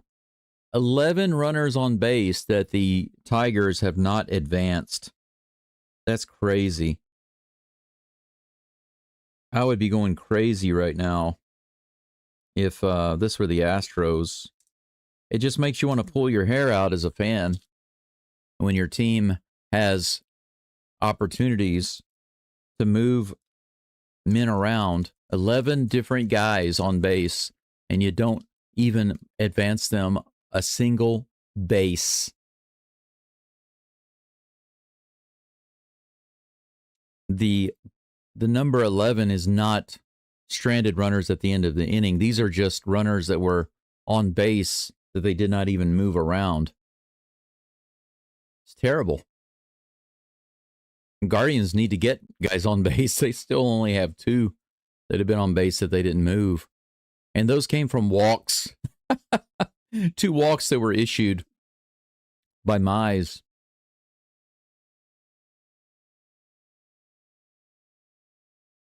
It looks like Holton will still be on the mound for the Tigers.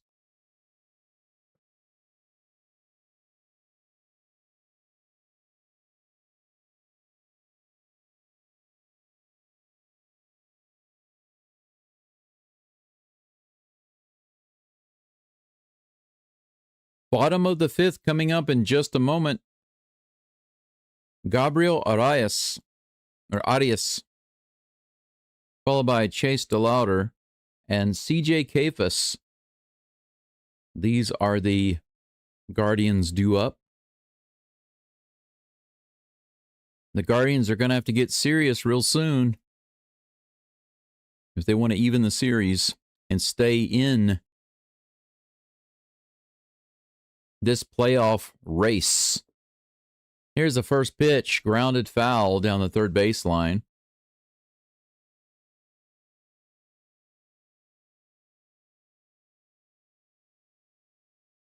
Strike 1 to Arias. Here's the next pitch from Holton. On the outside edge, strike 2. Nice cutter. 0 for 1 today, batting .220 for the year. Not particularly impressive, but then again, these are wild card teams. 88 inside, ball 1, 1 and 2.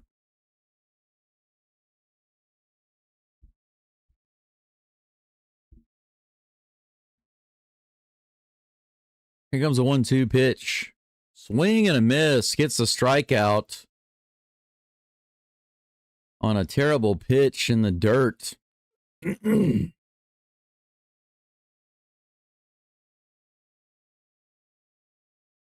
One away. Chase DeLauder, the rookie, comes to the plate. His first at bat, he walked.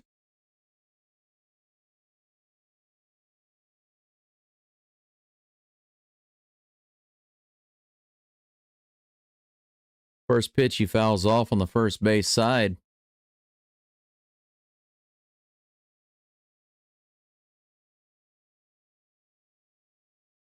Oh, and 1 is the count against the rookie. Let's see if he can do something this at bat to help the cause of the Guardians. He fouls it off. 92 right in there. This one is fouled off into the crowd on the left side, down the third base side. He's got his family in the stands watching him. Here comes the 0-2 pitch. Way outside on the sweeper. Taken for ball 1. 1 ball, 2 strikes with 1 out, nobody on. Bottom of the 5th. Tie game, 1-1. Here's the pitch. Low and outside again. Another sweeper. He didn't chase either one of those. Not very competitive on those locations. 2 balls and 2 strikes. Here comes the toss. Grounded foul down the first base side. The count remains 2-2. 40 people watching suddenly. That has gone up a little bit. Thank you for being here. Make sure to leave a thumbs up on the live stream. Thank you very much. I appreciate you. It's 1-1. And here is the 2-2 pitch. Fouled off again. The rookie DeLauder at the plate for the Guardians. Looking for his first MLB hit in this wild card series against the Tigers. 1 down, nobody on. Here comes a pitch from Holton. He fouls it off again. 91 sinker on that outside edge. His family in the stands cheering him on.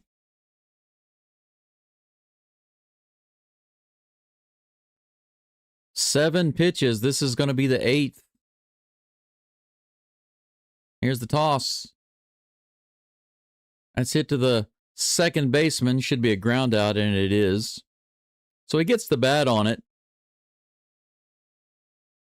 He's got some pretty good at-bats. He's shown a lot of patience at the plate for a rookie. Getting that walk, his last at-bat, and then making Holton throw 8 pitches this at-bat before grounding out. Pretty impressive. Not chasing those bad pitches. Looking like he's got some patience. Man, if Zach Cole could keep from chasing pitches or missing, I mean, he's got some strikeout problems, but Cole, man, he has so much power. He could be a killer batter. 91 below the zone on the sinker. It's 1-1 to Kafus, CJ Kafus, who's at the plate with 2 outs. Hey, Daryl, long time no see. How's it going? Good to see you too. That's right in there, 92 mile per hour sinker. 1 ball and 2 strikes.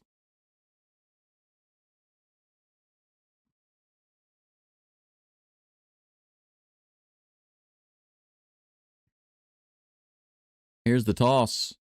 Grounded on the opposite side. That's going to be through for a hit. CJ Kafus with the opposite field hit past the third baseman. And that is a 1 out remaining single. There are 2 outs this inning.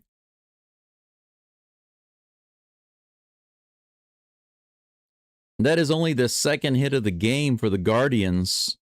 The last one was a homer by Valera This very first pitch is hit high in the air by Rocchio, but it soars out into the crowd for strike one.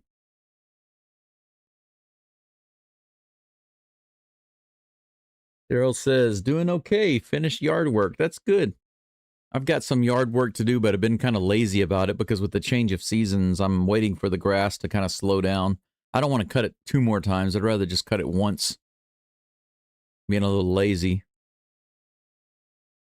90 miles an hour, low and inside. 1 ball, 1 strike to Rocchio. Runner on first. 2 outs. Here's the pitch from Holton.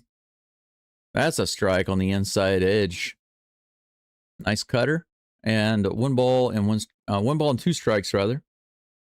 Susan says, I really miss DeCenzo this year in Houston.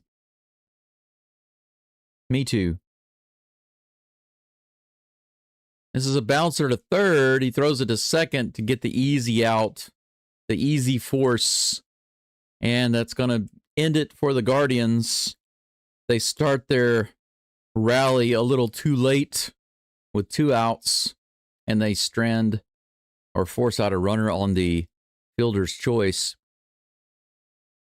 2 hits for the Guardians, 5 for the Tigers. We are finished with 5 innings of ball. The score is tied 1-1. This whole series so far has been a low-scoring affair. The Guardians are going to have to get it in gear. They are just a few innings away from being eliminated if they can't get any more runs. I don't want to see extra innings with 1-1. I want this game to end solidly so I can go get some sleep before that Red Sox-Yankees game coming up that I'll be doing later. You know, Susan, I had an idea. I was doing some research. I have a video that's going to come up. It's going to show Saturday, because Saturday I'm not going to be able to do the game. I'm not going to be able to call that game, I think. And so I have a video, an interesting video that will premiere on Saturday, where I decided to ask ChatGPT to do a little bit of deep research into Christian Walker and what the Astros are most likely to do with him in the offseason, and the possibility, what it thought about the possibility of Paredes playing first base and the Astros exploring that possibility. And I got some really interesting answers. I got about a 10-minute answer from ChatGPT after it did some research, and I thought it was pretty interesting. So I decided to record it and post it, and that will be online Saturday. So if you have time to check it out, I won't be streaming that day, I think. You can go check it out. But one of the things that came up was the possibility of DeCenzo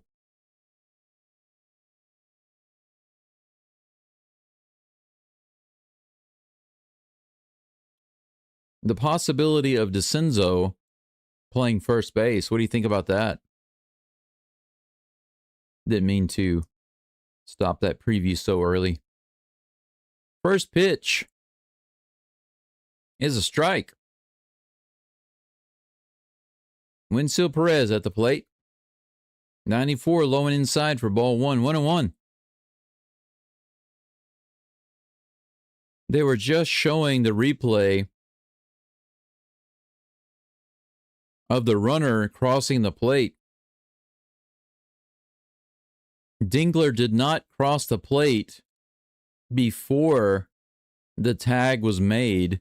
Apparently, he was not running full speed. He was kind of jogging home. And because of that, it cost the Tigers a run. How about that? Something to be said for hustling. That's high for a 3-1 count. Eric Sabrowski still on the mound for the Guardians. 3 balls and 1 strike to Perez. Here's the toss. Swing and a miss. Full count.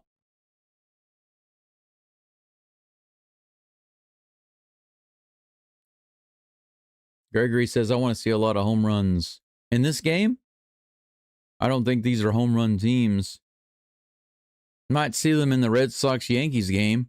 If you're lucky. Look at this. Infield fly ball. You got three guys that basically run together like the Three Stooges. Arias finally puts it away. Yeah, look at this. I want to show you this. They're talking about Little League base running. Look at him. He's watching the ball. He's jogging home. He's not booking it at all. And because of that, he doesn't cross the plate before the tag. And that's why they took that run away. Good job. That's why you hustle. If the Guardians wind up winning 2-1, somebody's going to get yelled at. Somebody's going to get yelled at. Dylan Dingler at the plate. 0-1 is the count. After that strike, 1 out, nobody on. Top of the 6th, low and outside. 1-1 is the count. Daryl says maybe Houston will make some moves and get some good pitchers. We'll see. Well, they're going to have to make several moves, right? We need to make some adjustments with our position players, our pitchers, our management, our medical staff, etc., etc. Everything needs some adjustment. We don't need a complete overhaul, but we need adjustments in every category, it seems. Too many things rattling as we're driving down the road. Got to tighten up the lug nuts, tighten up some bolts, do some lubricant replacement, parts replacement, etc. Fouls it off, 2-2. Tsunami says to investigate that ump. Really? Why?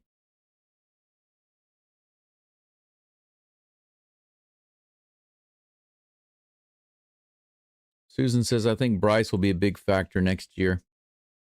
Man, if...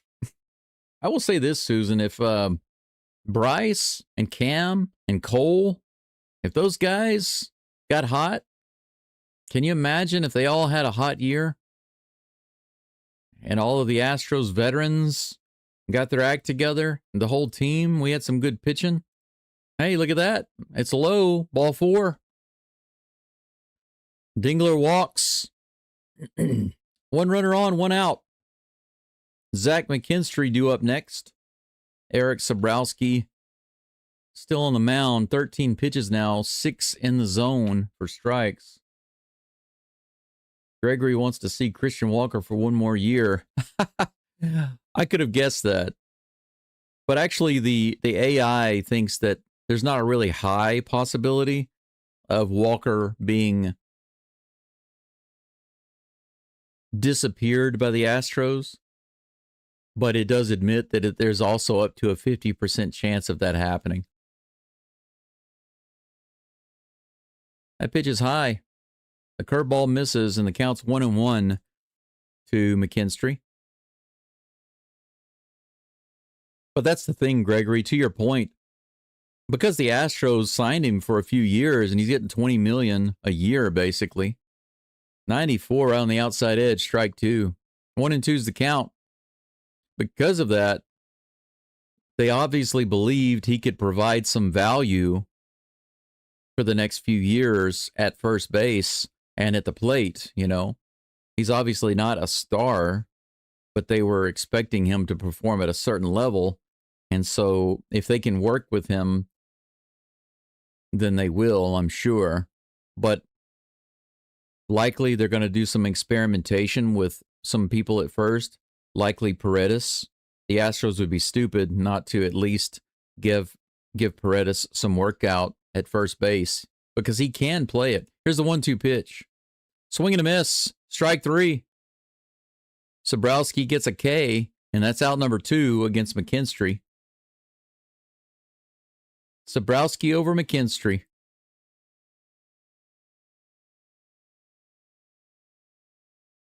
Fastball. Javier Baez comes to the plate. 1 for 2 today, but they're not going to let Sabrowski pitch to him. He's done his job.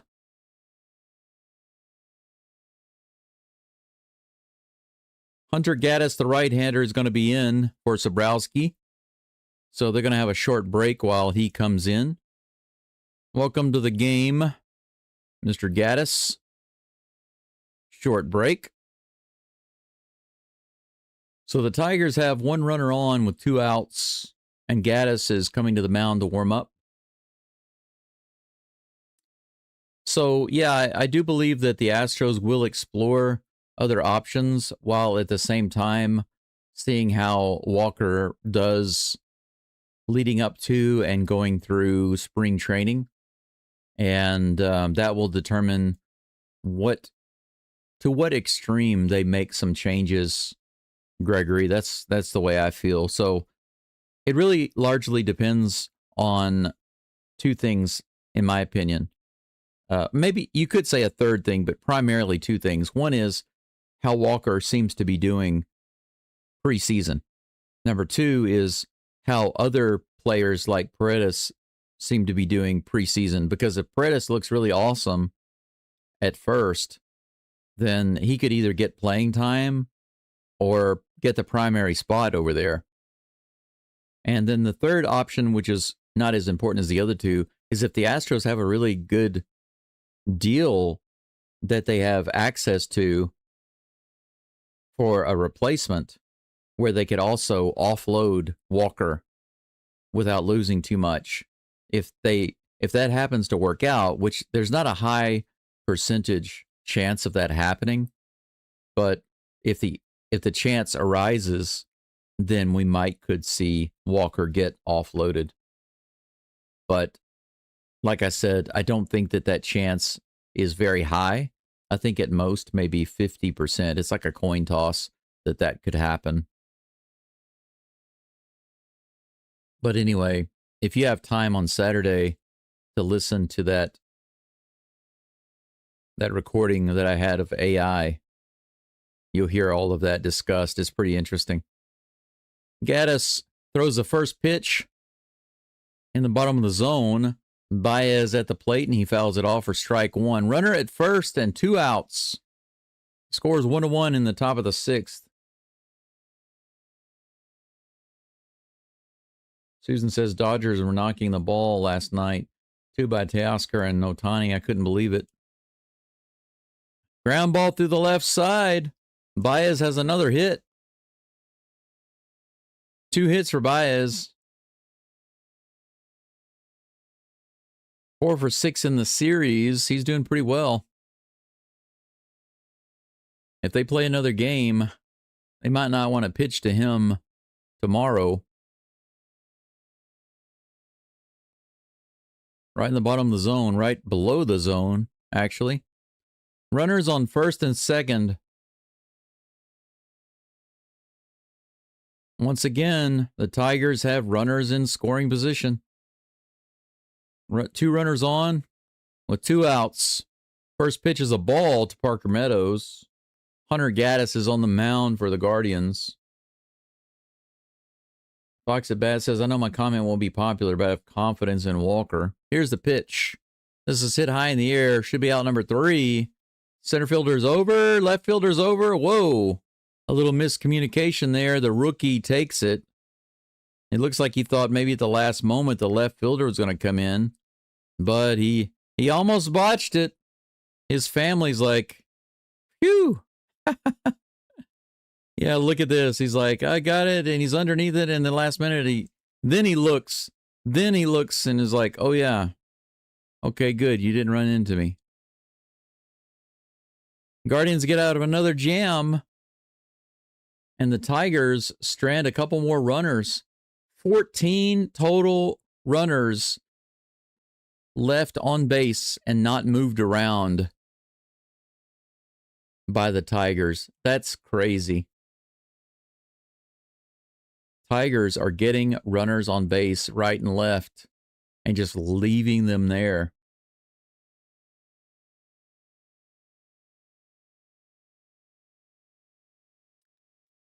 Anyway, Fox at Bat says, I think he'll be an important player. We're talking about Christian Walker for the Astros next year, but that's just me. I know there are many who want him out.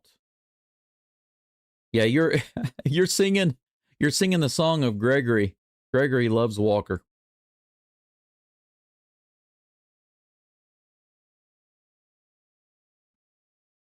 Do you think the Blue Jays have a pitcher for us and Springer? Hmm? Are you asking if you think that we can get Springer and a pitcher, Gregory? I felt like Walker's season was what we wanted to see, and next year I want to see 30 home runs from Walker. I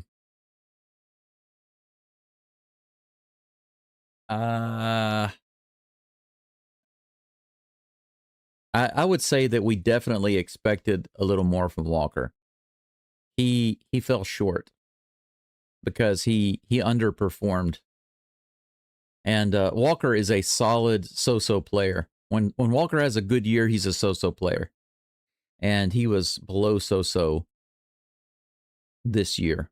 And I'm just going by stats. I'm just going by his past performance. Now, he had his moments, but his strikeouts are out of control. And overall, his stats are not good. I don't know if you know this or not, but he had a WAR that was worse than Jose Abreu. That's hideous, absolutely hideous. So I don't understand why you think that his season was what we what we wanted to see. I definitely didn't want to see him play like that.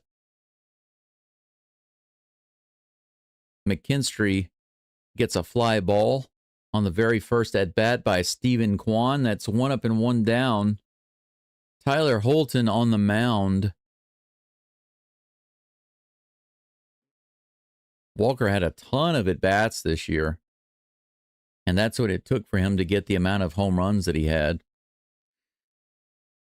They're going to go ahead and pull Tyler Holton out of the game. That's going to be it for him. He's not going to face George Valera. Finnegan. Kyle Finnegan is warming up in the dugout. Why do I always say that? In the bullpen. He will be coming in for the Tigers. They're going to have another quick break. There's one out. Jonathan Rodriguez is due up next. Unless there is a batting change, but we'll see.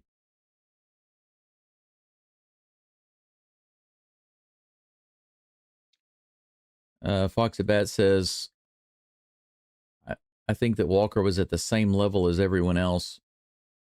Not everyone. You definitely can't put him on the level as some of the others. Now here's the funny thing. Altuve had a down year. That's true. But he still wound up doing better than Walker. His average was higher. He played fewer games. Walker was in game after game after game after game after game. It's like Espada could not play him, you know. It was rare to see a game with Walker not in the lineup. But despite that's the other thing that I think that a lot of us don't think about. If you look at the number of at-bats that Walker had, it makes his hits and his RBIs or his home runs or whatever, et cetera, it makes those numbers look better than they actually are when you compare him to some other players. But you can't compare him to Jeremy Pena. I mean, Pena was awesome. Of course, he wasn't. He had his struggles this year, but he was still solid for the Astros. So you can't even begin to compare Walker with Pena. Yeah, that's right. Neither of these teams really want to score, but I would say the Tigers, they really, really want to score, but they just can't bring their base runners in. The Guardians are just like, nah, we're not even going to bother getting base runners. Their strategy is like minimal. If we're not going to score, why go to the trouble of getting guys on base? The Tigers are like, we're not going to score either, but we're going to go through a lot of effort to get guys on base. Kyle Finnegan is on the mound with 1 out and nobody on. First pitch to Daniel Schneemann. Schneemann, who is batting for Rodriguez.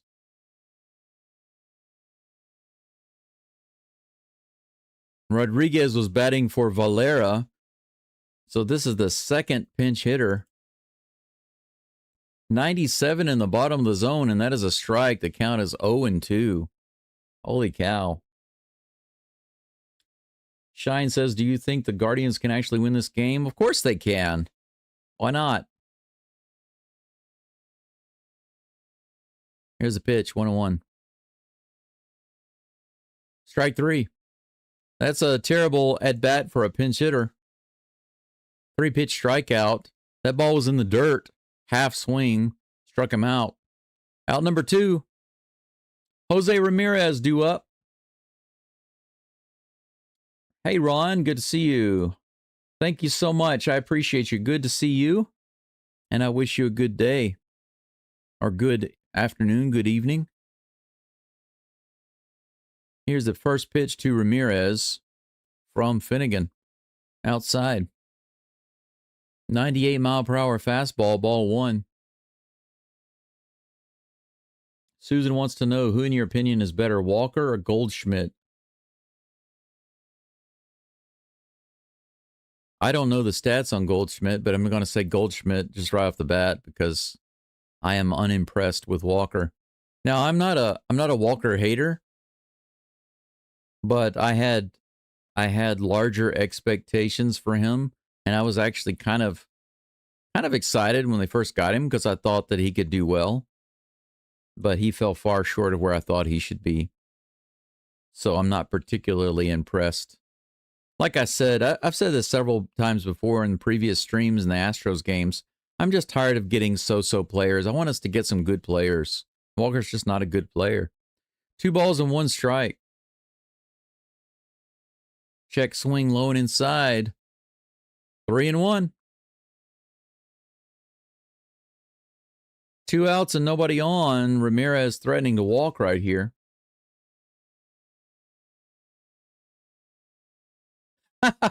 Gregory, that's my dream world right there. Low and inside, ball 4. Good take.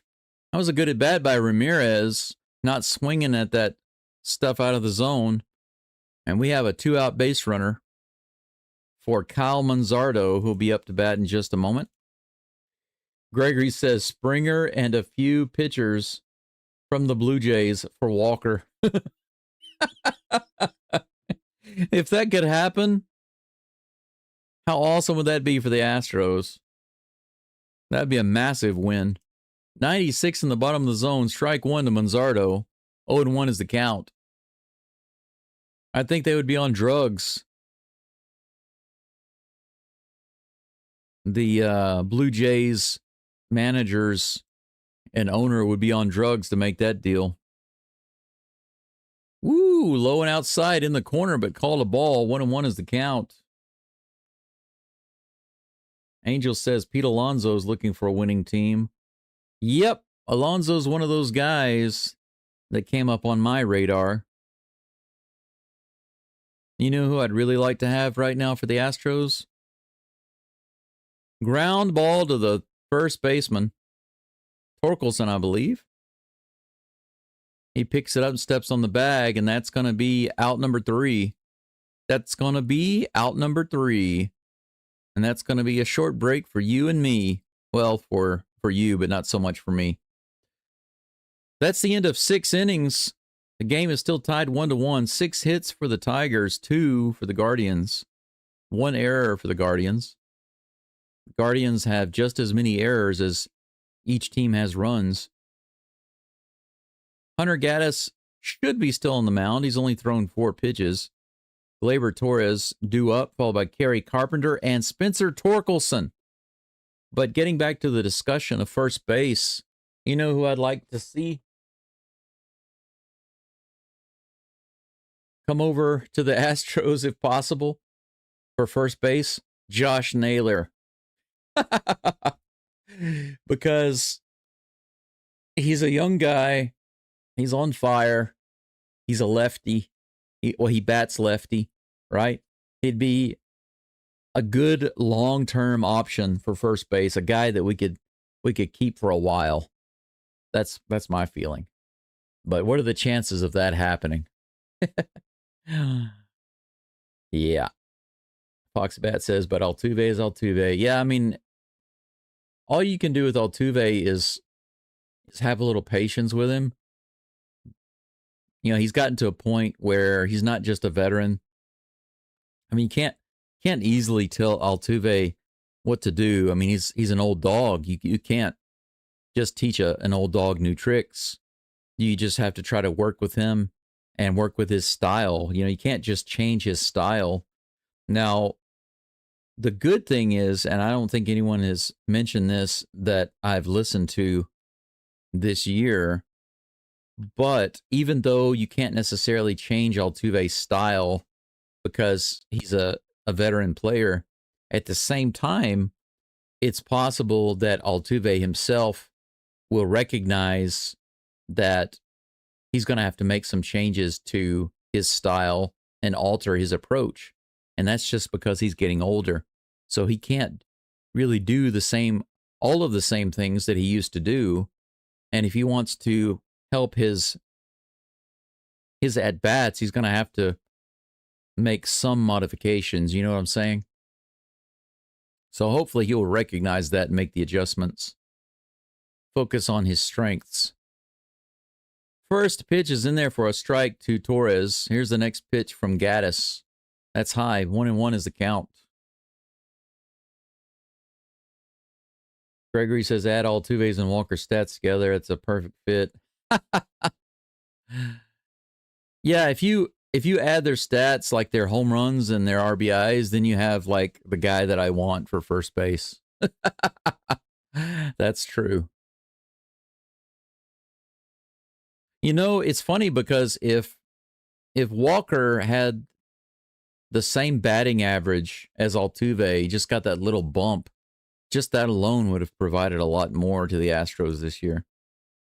Oh, inside. Did that hit him?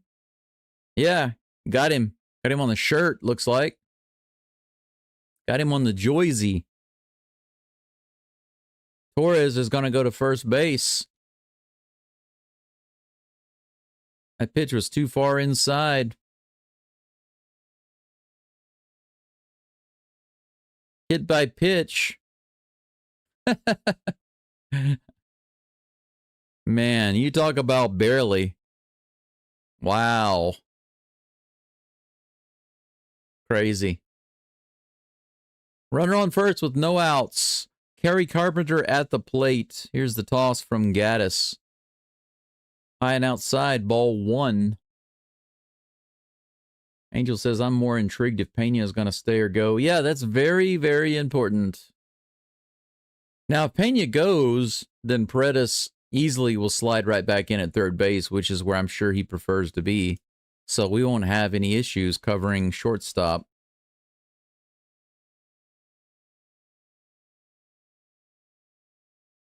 Swing and a miss there. 1 ball, 1 strike to Carpenter. But I don't want to lose. I don't want to lose Pena. We need Pena. Here's the 1-1 pitch to Carpenter. He grounds it to the right side. That's foul.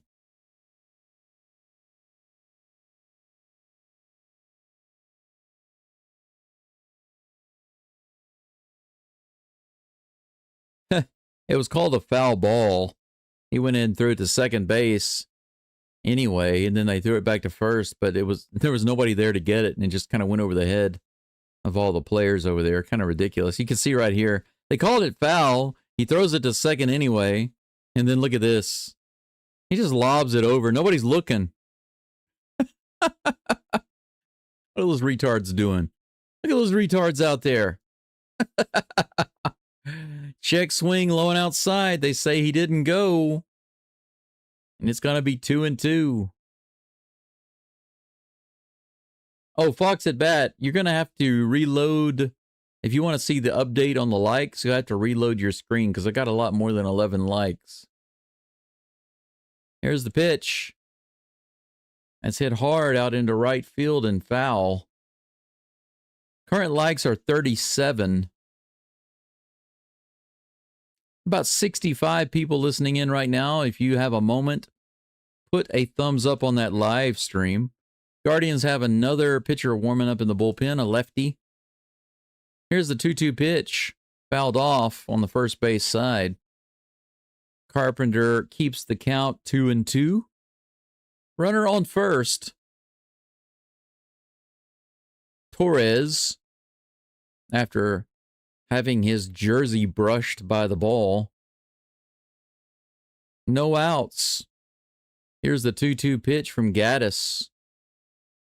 Woo, a little high and outside. Full count. Susan says, my hubby said Muncy would be a good fit for the Astros. Or Alonso, Jay Montgomery, if Fromber leaves. Well, Fromber's definitely leaving. There's no way. I think that there's less than a 1% chance the Astros keep him. Ground ball up the middle. Torres is going to head to third, no problem. Runners on the corners with no outs. So once again, the Tigers are threatening with runners on.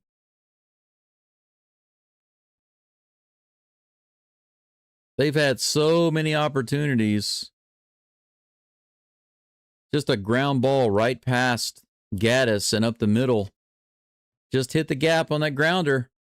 Could have been a double play ball. Just a matter of luck. And that's going to be it, I think.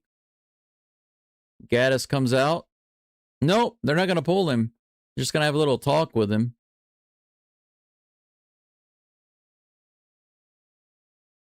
They got their lefty out warming up, and he's ready to go, but they're not going to pull him in yet.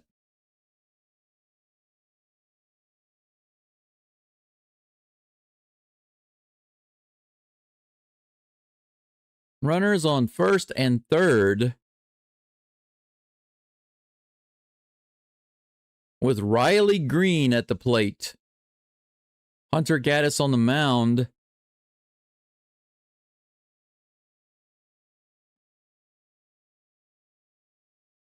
Susan asks, would you take a chance to bring back Urquidy to Houston in free agency? Nope. Pass on Urquidy. In the dirt. Urquidy has not done anything, in my opinion, to warrant inviting him back to the Astros. It would be just another Hector Neris experiment. Just like I thought about Ryan Presley, bringing him back would have been a bad idea. I'm glad that they didn't. I'm sure there was a lot of pressure. There were even articles about it, like they were pushing the Astros to do it. 88 miles an hour on the outside edge, swing and a miss on that slider. 1 ball, 1 strike.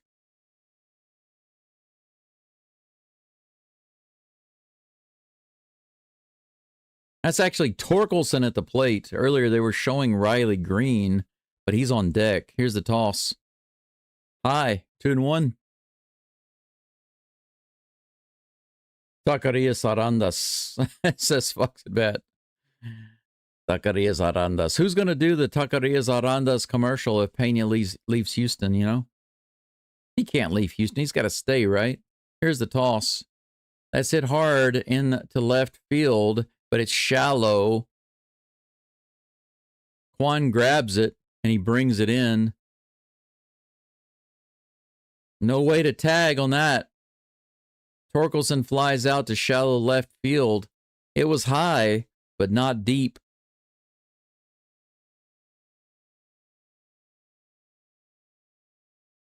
And that might be it for Gaddis right there. Yeah, that went straight up. 1 out. Runners on the corners. Now they're going to bring in their lefty.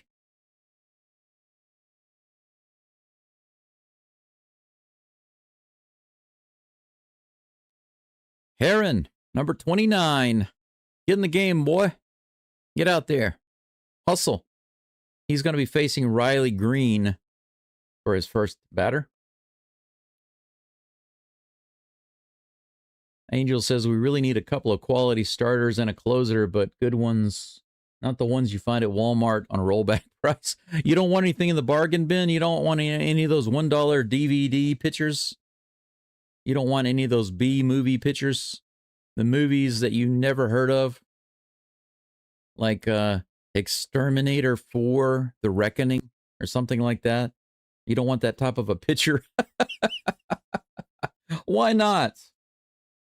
But I agree with you.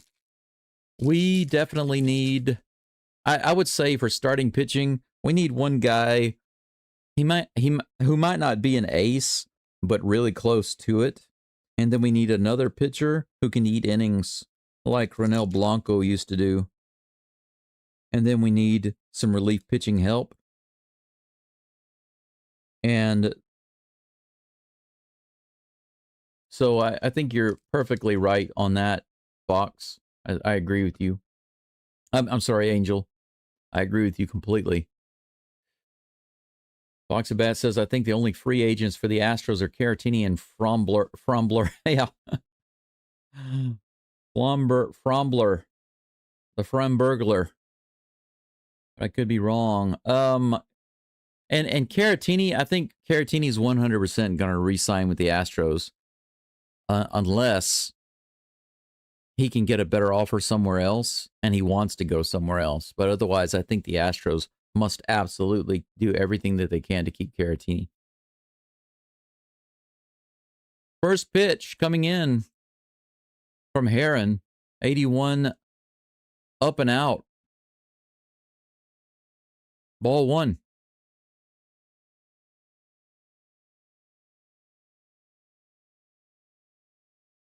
Jahmai Jones pinch hitting for Riley Green. Wow, that curveball on the inside edge called a ball. That got the edge of the plate, but 2-0 it is. Swing and a miss below the zone. Good curveball. 2 balls and 1 strike. We got runners on the corners and 1 out for the Tigers. Here in the top of the 7th. The game is tied 1-1. The Tigers have gotten so many runners on base and have struggled to bring them in. Tim Herron on the mound now for the Guardians. Here's the pitch to Jones. Below the zone. 3-1.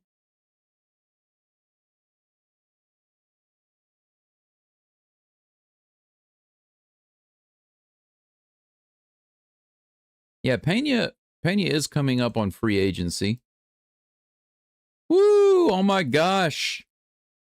That pitch was below the zone by about an inch. And the umpire gave it to him.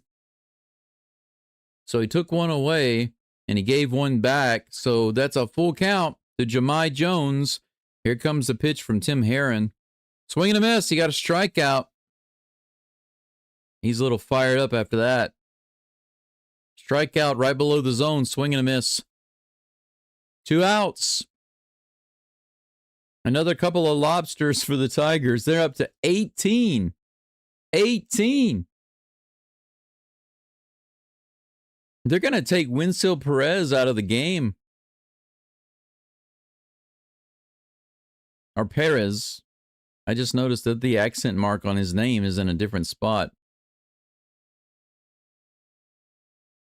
Oh, no, they did keep... Why did I hear that they were going to pinch it for Perez? He fouls that one off into the upper deck. I could have sworn that I heard them say that they were going to pinch hit for him. What in the world are the broadcasters talking about? 0-1 is the count. Runners on the corners with 2 outs. Here's the pitch. Fouls it off again. 95 miles an hour right down the middle. 0-2 on that fastball. A squeeze bunt? Oh, you were talking about the last batter. Definitely not this batter, not with 2 outs. 0-2 pitch from Herron on the way. Taps it foul down the first base line. Count remains 0-2.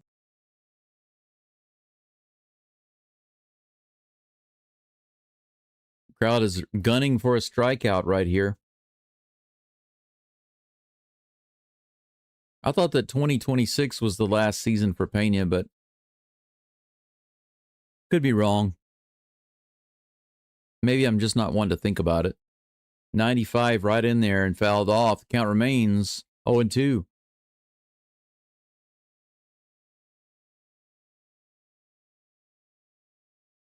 Susan says Neris and Rogers are free agents for Houston. Didn't they send Neris down? Didn't they DFA him or something? Another foul ball down the third baseline. That was a rip.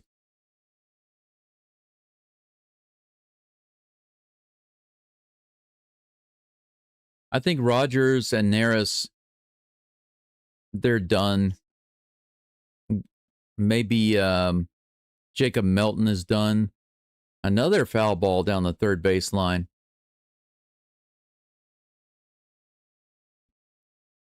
Also, Chaz McCormick is done. I think all of those guys are finished. Neris, Rogers, Melton, Chaz. Their time has come. There's just no room on a championship team for mediocre players. Players that are mediocre at their best, you know?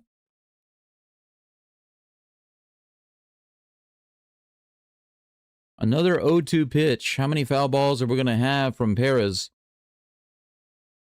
Here's the toss. Swing and a miss. 96 mile per hour fastball, and he struck him out.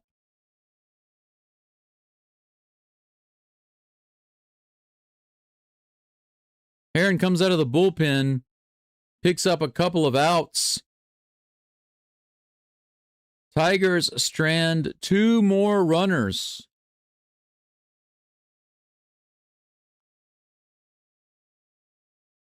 $20 runners now on base that the Tigers were unable to move around.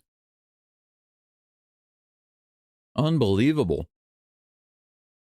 The Guardians have only had 4. What a crazy game. So the Guardians can't get runners on base, and the Tigers can't get runners off base. It's 1-1 here in the middle of the 7th. It's the 7th inning stretch, folks. If you've been sitting down for too long, get off your butt and move around.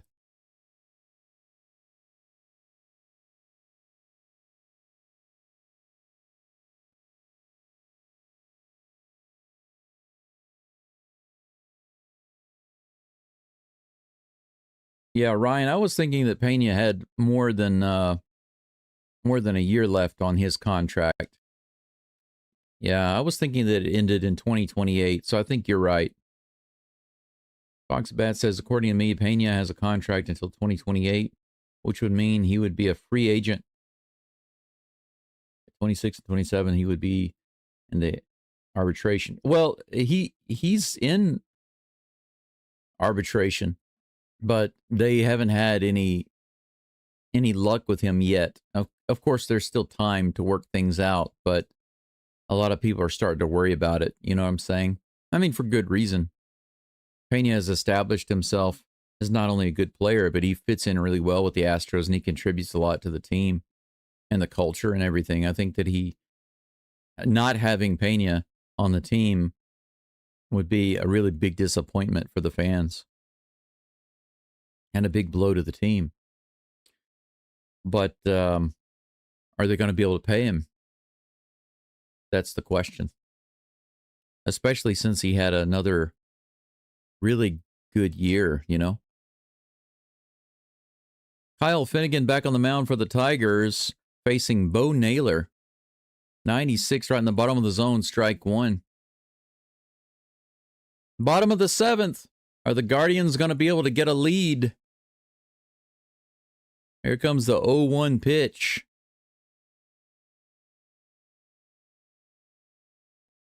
He hits that out opposite field, left field, and is going to be caught in foul territory. Nice catch close to the wall by McKinstry. Looks like they swapped him, moved him over into left.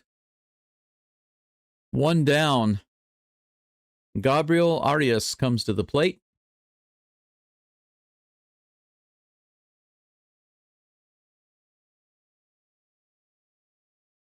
That's right, Ryan. Tigers have enough lobsters to feed the village. Well, that's the thing. They should be. They had enough lobsters to feed a village for like a month, but they lost them. They didn't bring them back. If they had actually scored the runs, if they'd scored those runs, they could have fed the village. But they lost them. They caught them, and then they lost them. 1-0 count to Arias. Here's the next pitch. Swing and a miss. 1-1 is the count on that 96-mile-per-hour heater.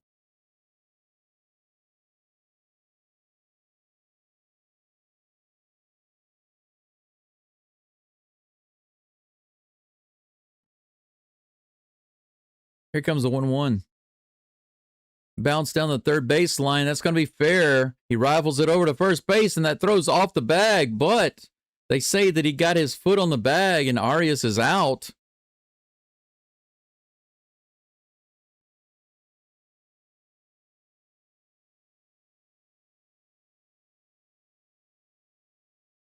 Ibanez is at first base, taking over for McKinstry. And he has a difficult play at first base. McKinstry was moved to left field. He had a difficult catch. So each guy getting tested right off the bat here in the 7th, but that's 2 down. Chase DeLauder comes to the plate, the rookie. Has a walk and a ground out today. Did he go on that one? I say he did not go on the check swing in the dirt. 1 ball, no strikes. Landon wants to know, you think we can win the, you think we can tie the series? The answer is yes. The big question is, will they, Landon? Will the Yankees tie the series? That's hit hard into center field and caught. Line drive right up the middle. The crowd got really excited. That was almost the very first hit for DeLauder in the MLB, but he gets put away. And that's it for the 7th inning. 7 full innings of ball. A solo homer is the only run for the Guardians. And a single run for the Tigers. We're locked up 1-1. 7 hits for the Tigers. Tons of runners left on base. Only 2 hits for the Guardians.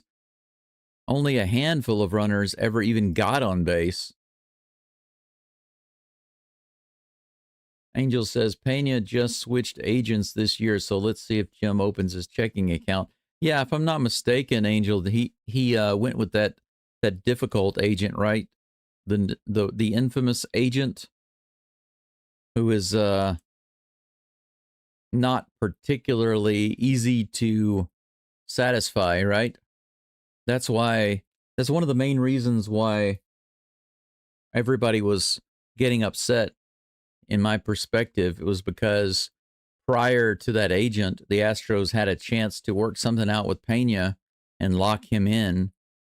But then they missed that opportunity, and then they got that new manager, and then it was like, well, there goes Pena.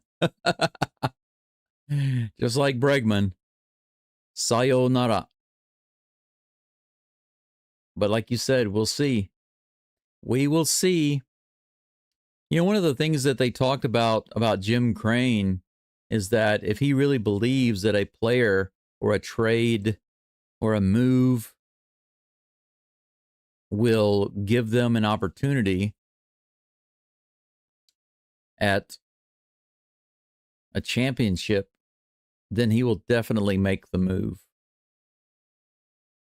It's interesting because so many people say that Jim Crane is stingy with his money. That's actually not true. Now, if the Astros fans expect the owner to spend the same money that the Dodgers spend or that the Yankees spend, that expectation is ridiculous. That's just stupid because those teams, they spend stupid money. But if you actually look at the amount of money that Crane spends,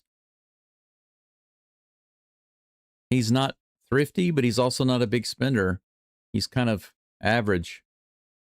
Maybe slightly above average, actually. The last time I looked, there was no evidence to suggest that he was a miser with his money. Jacob Junis is on the mound for the Guardians. He's facing Dylan Dingler. Pitch count is 0-2 after that foul ball. Here's the toss. Ground ball to the shortstop. Arias fires it over to first base for out number 1. Zach McKinstry due up next.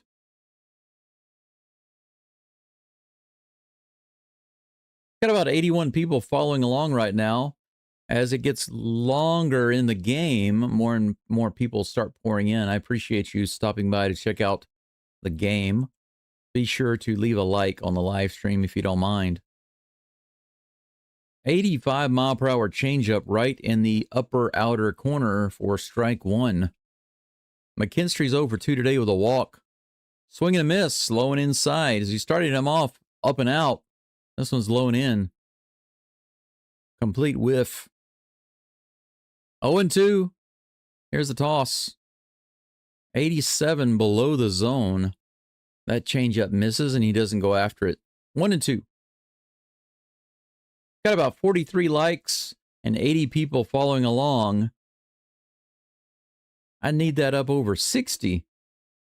Drop a like, por favor. Here's the pitch. Low and outside on the changeup. Check swing and he holds up.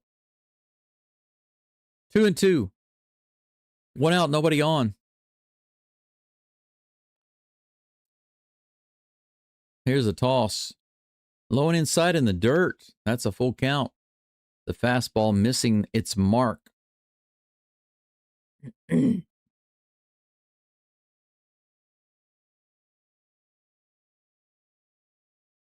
Here's the toss.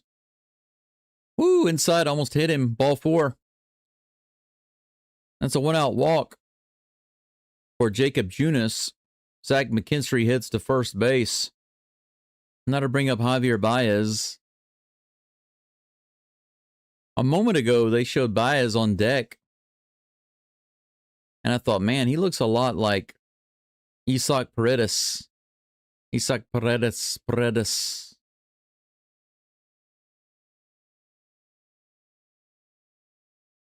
First pitch to Baez on. Nope, he goes over to first base. That was close. Almost picked him off. McKinstry just barely squeaking back in there.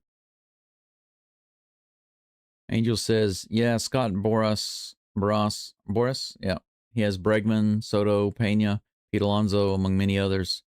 Oh, yeah, the agent. That's right. Here comes the first pitch to Baez. Woo, what are you swinging at that for? A slider way outside and low. He chased that like Yainer Diaz. Doesn't he kind of look a little bit like maybe like a thinner, leaner Isaac Paredes? 84 below the zone. 1 ball, 1 strike. Runner on first, 1 out. We got the ones going on right now. Here comes the toss. That's hit to the third base side. He's going to have to go to first base. No play at second. McKinstry is now on second base. So Baez grounds out. But McKinstry goes to second base. It looks like they're going to bring McKinstry out and bring in a pinch runner.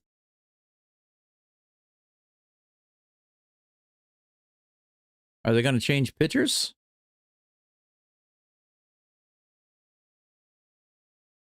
Yep, sure enough. So they're going to take Junis out and bring in a closer. So 2 down with the runner on second. The Guardians are going to bring in a closer. Parker Meadows is due up.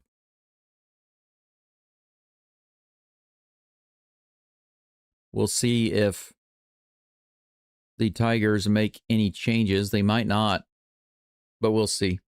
Short little break while the pitcher gets warmed up. Susan says, I really want Tucker back, and I'd get rid of Walker for him to come back.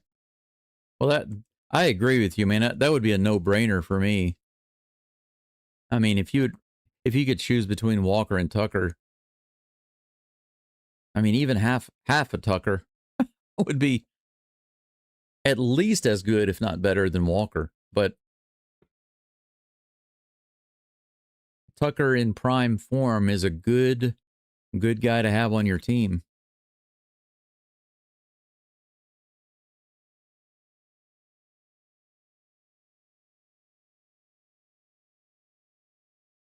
I can't imagine. Now, I won't say that the Astros cannot get Tucker back, because there's always the possibility, you know? There's always the possibility. But losing Walker in the process probably wouldn't happen. We'd have to make some type of other deals in order to offload Walker. And that would hurt too much. Getting Tucker would cost a lot, and losing Walker would also cost a lot, because if we could trade him to another team that could use him, then they probably wouldn't be willing to take a lot of his salary. So it would be like a double loss for the Astros in salary, right? Because they'd be paying part of Walker's salary, plus they'd be paying a lot of money towards Tucker's salary. So, yeah, it'd be difficult. 97 right in there to Parker Meadows, strike one. Cade Smith, the Guardians closer, is on the mound with 2 outs and a guy on second base. Here's the toss. Low and outside, ball 1. It's 1-1.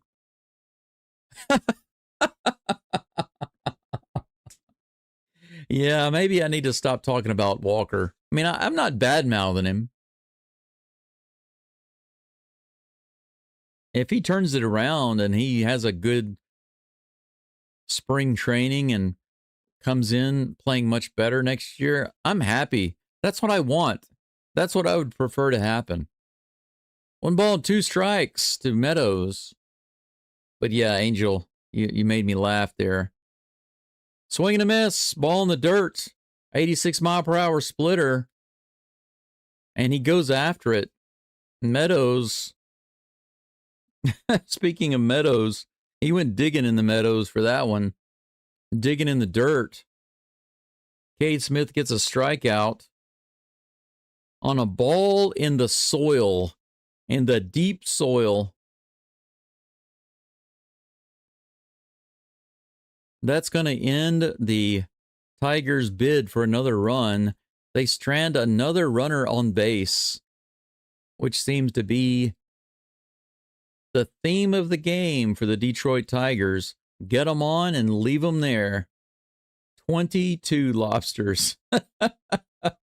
22 men on base that the Tigers did not even move around. And I'm not talking about didn't score. I mean, didn't even move them 1 base. That's crazy. 1 run on the board and 22 opportunities and failed. That's literally worse than any Astros game I've ever seen. Because usually, even when the Astros have 22 or 24 such lobsters, you know, they have like 3 runs, which is still really, really bad. But it's not as bad as 1 run. The Guardians only have 4. They can't get guys on base. If it not for that home run, they will be losing 1-0. What a sad offensive game this is.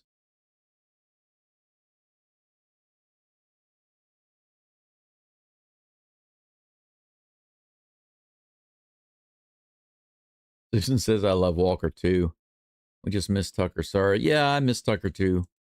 But I really wish that we had another ace pitcher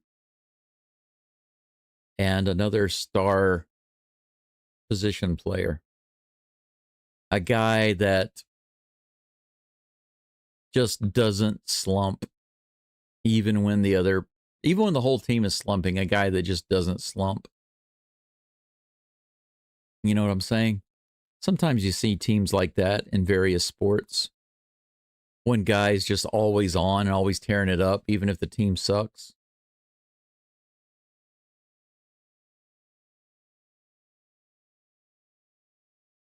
Troy Melton is on the mound for the Tigers. Let's see if the luck can change for the Guardians. 98 miles an hour on the outside edge. That's a swing and a miss for strike one. CJ Kafus at the plate. Here's the next toss. 98 outside, ball 1. 1-1.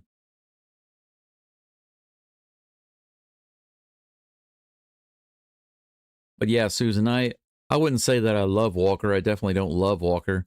But I would prefer that he improve. If Walker could bat 275, actually have a decent WAR and a decent OPS, then yes, I would love Walker. But I do not love where he's at right now. Fouled off. 1 ball and 2 strikes to CJ Kafus. Bottom of the 8th. Nobody on, nobody out. Here's the toss. Grounded down the first base side. He tosses it to Melton, who covers the bag, and that's out number 1.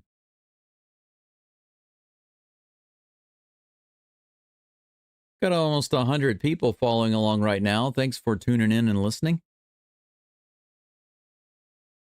Brian Rocchio comes to the plate. 1 out, nobody on. Troy Melton dealing on the mound. 5 pitches so far. 5 in the zone. I'm sorry, 6 pitches so far, 5 in the zone. With that right there. The slider at the bottom of the zone, strike 1. He barely got that. Here comes the 0-1 pitch. He fouls it off at the plate, 0-2.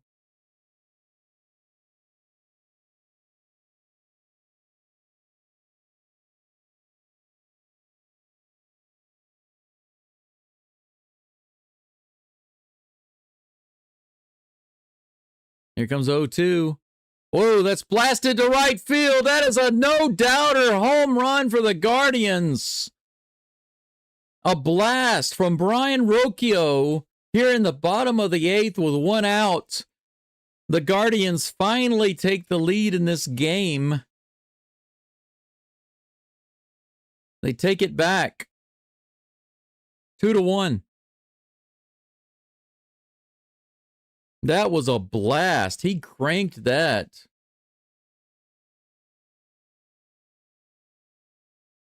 The velocity wasn't amazing. It was 96.8 miles an hour, but man, the angle, the trajectory was perfect. It was gone, no doubter. Next batter is Stephen Kwan. First pitch to him is a ball. The crowd is going crazy right now. Here's the next pitch. 100 miles an hour, fouled off.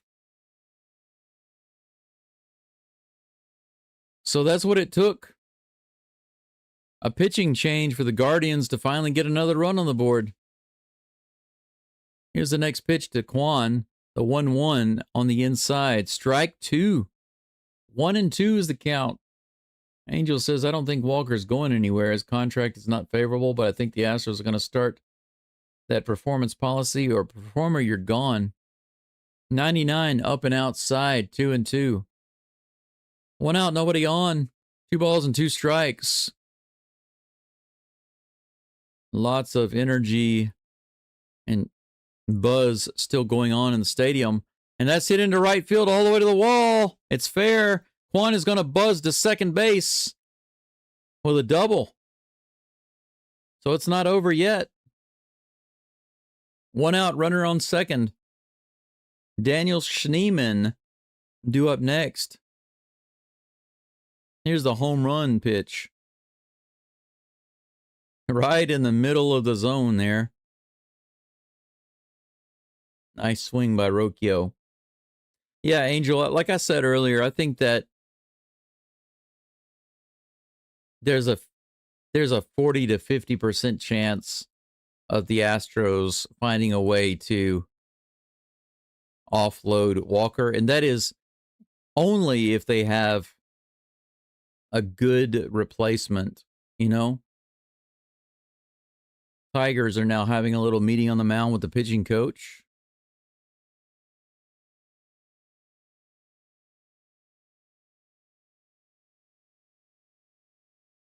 I think they're going to take a look at what they have, and only if they feel they need to, then will they begin exploring options for first base.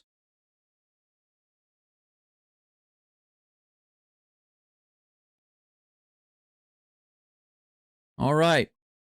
First pitch to Schneemann. He hits it right into right field. That's going to score Quan easy. It's all the way to the wall. Back-to-back doubles for the Guardians, and they're now up 3-1. Schneemann with a double right through the hole on the right side on the very first pitch. It is not Troy Melton's day. Looks like the Guardians are not interested in getting kicked out of this series just yet. Finally getting it together here in the 8th.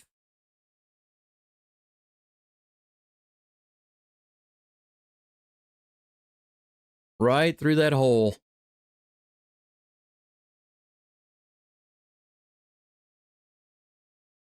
Back-to-back doubles. We got a homer and back-to-back doubles. 2 runs so far this inning. Just 1 out.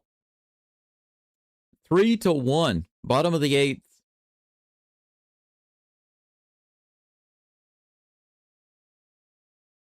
So Hinch went to Troy Melton in the bottom of the 8th.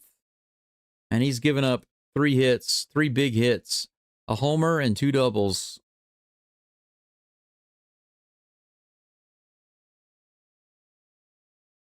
And it looks like Hinch is going to go ahead and take this opportunity to change pitchers. Jose Ramirez due up next. He's not going to let Melton pitch to Ramirez. Sorry, dude. 24-year-old Troy Melton is out. Herder is coming in for the Tigers. They're going to have a break while he warms up.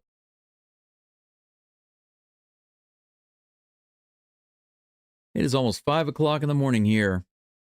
I was hoping the game would be over by 5 o'clock so I could get some extra sleep.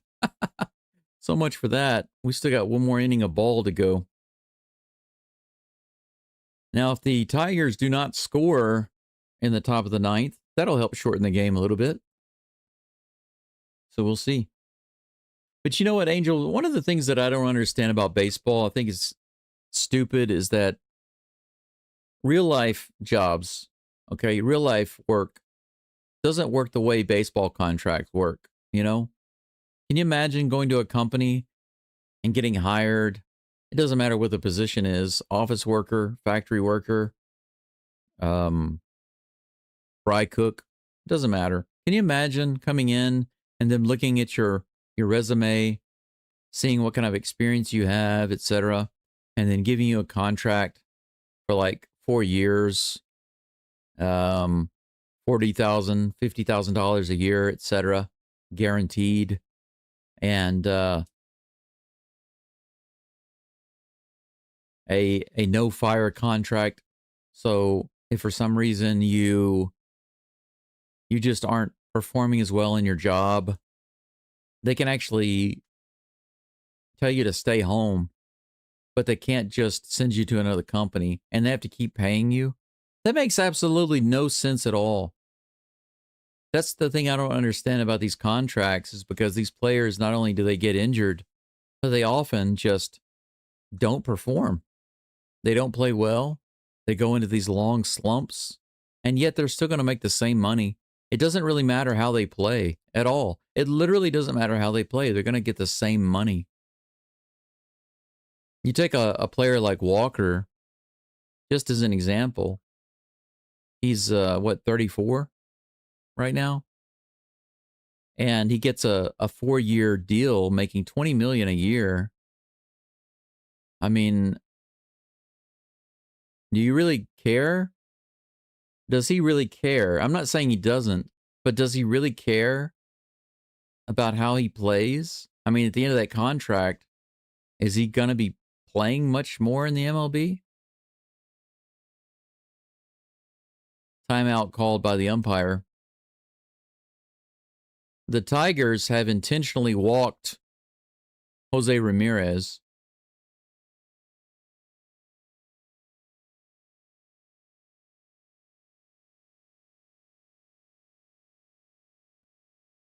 So we have runners on first and second with 1 out. And right off the bat, Brant Herter has problems with the pitch comm. Manzardo is at the plate while they get the tech worked out.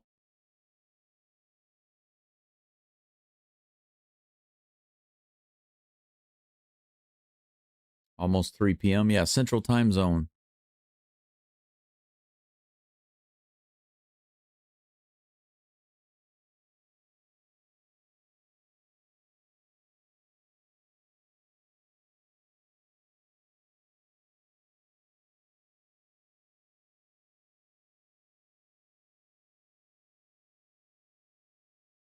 I think that the players should be guaranteed money based on performance.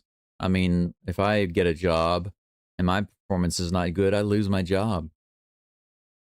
It's as simple as that. They don't guarantee me work. Actually, here in Japan, when you get a job, it's not like in the US, you get hired and it's like kind of open-ended. It doesn't work like that. It's for a definite period of time, and there's no guarantee that you're going to get another contract the next year. 0-1 pitch. Swing and a miss. 0-2. Brant Herter facing Kyle Manzardo. An 0-2 count with runners on first and second. The Guardians have already scored 2 runs this inning. They're trying to put some more on the board. Here's the pitch. Hit to the right side. It's going to be lobbed over to the first baseman. Does he get there in time? Barely. Manzardo barely gets thrown out at first, but runners advance to second and third. 2 down. That was almost a cluster, you know what, at first base, with Torkelson and the pitcher getting over there at the same time the runner arrived. Look how ridiculous that was. Could have been dangerous. Could have loaded up the bases. Close but no cigar. Runners on second and third with 2 outs, and Bo Naylor at the plate. First pitch on the inside, strike 1. 100 people watching right now. Be sure to leave a like on the video, folks. I'd appreciate that. I had to get up at 1:30 to do this game. 1:30 in the morning. This is bounced foul down the first base line. Strike 2 to Bo Naylor.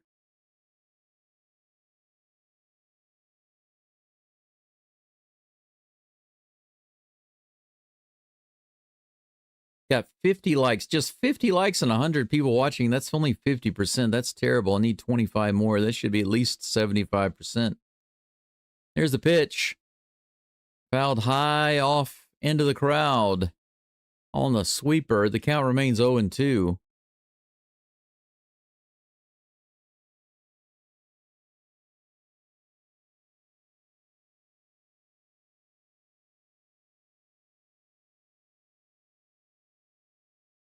Here comes the 0-2 pitch from Herter. Low and outside. 1-2. Cleveland has put up 2 runs this inning. They've got a 3-1 lead over the Tigers. 2 outs right now. Runners on second and third. Bo Naylor at the plate with a 1-2 count facing Brant Herter, the reliever. Here comes a pitch. In the dirt outside. The count's even, 2-2.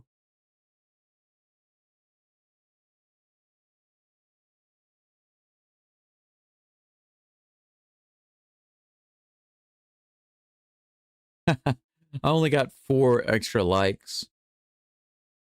That's pretty lazy. People don't want to like the channel for some reason. They don't want to like the live stream. That's a bouncer on the first baseline, but it was off his foot.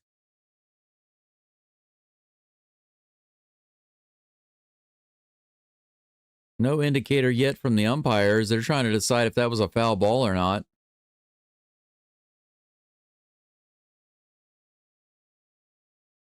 They finally call it foul after talking with Naylor. Naylor, who just nailed his foot. We'll take a look at the replay.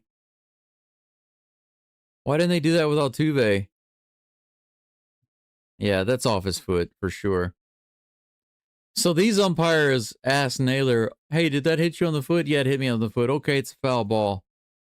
Altuve gets hit on the foot. They call it a fair ball. And he says, hey, that hit me right here on the foot. And then they throw him out of the game. That's how it goes for the Astros. The umpires are really not for the Stros. It's hit high in the air to right field. It's pretty deep. It's all the way back to the wall. It's gone. That's a 3-run homer for Bo Naylor. Are you kidding me? It's 6-1. Holy cow.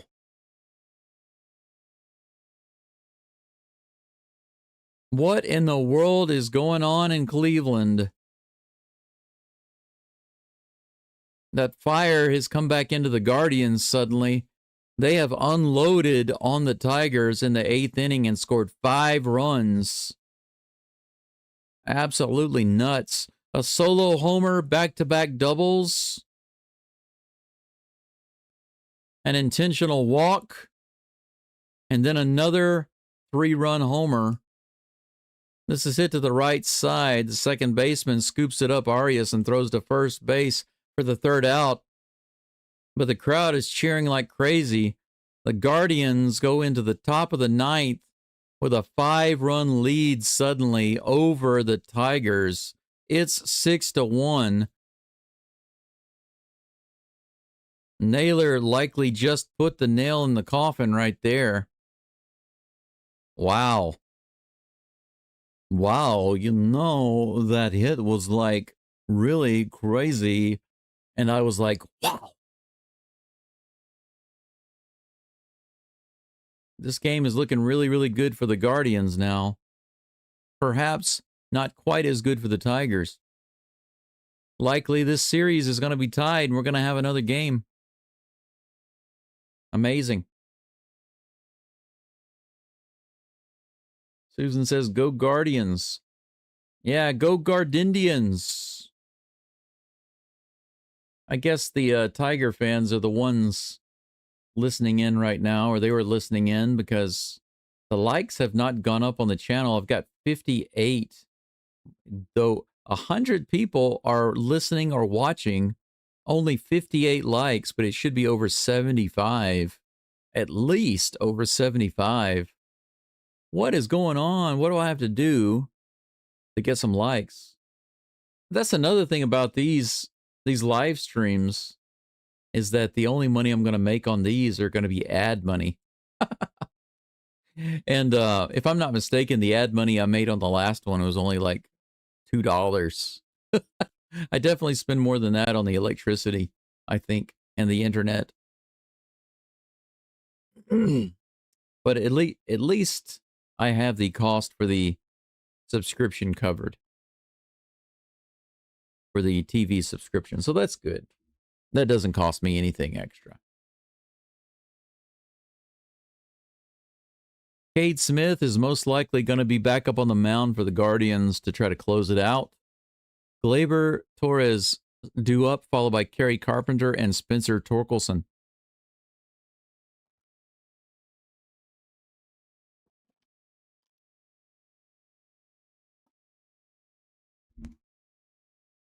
Now I really just want the Guardians to quickly end this game so I can get back into bed and have at least a nice solid hour power nap.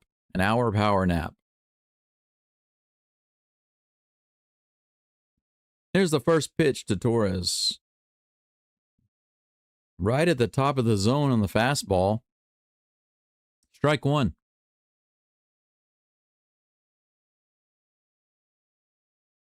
Here's the next pitch from Smith. That's bounced up the middle to the second baseman. Torres grounds out with a weak bouncer. One down. Guardians 2 outs away from taking this game too. Kerry Carpenter due up.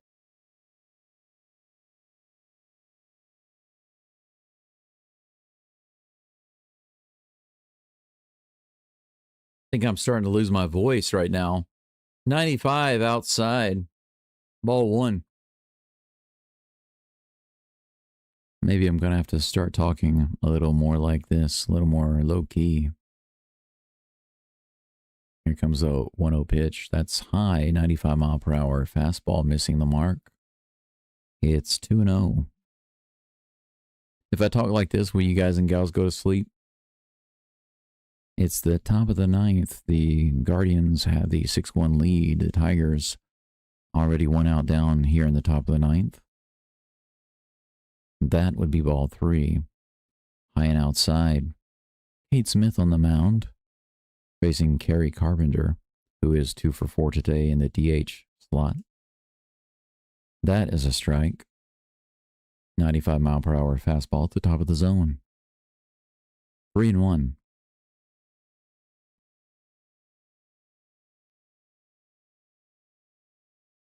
Here comes the next pitch. Outside, that's going to be ball four. Kate Smith walks him.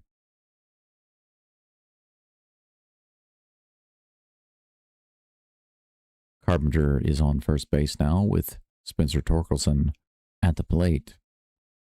One away. Kate Smith up to 11 pitches. Make that a dozen. 7 of those in the zone. Here's the first pitch to Torkelson. 96 at the top of the zone. Strike one.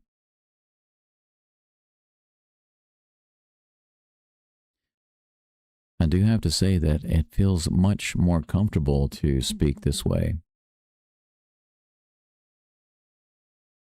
Very relaxing. 95 at the top of the zone. Strike two. 2 high fastballs. And Torkelson is down on the count. 0-2. The crowd on their feet looking for a strikeout. Here comes the 0-2. Right in there, fouled off, 97 miles an hour.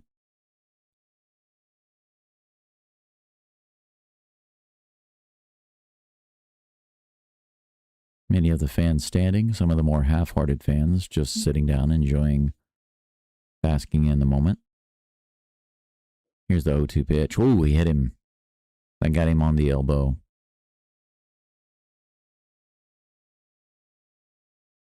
I believe that they muted the microphone there,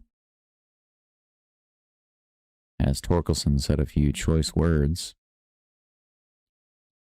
So Kate Smith is going to have 2 runners on with 1 out here in the top of the ninth. You see the replay right here, where it got him. Yeah, right on the forearm, upper forearm.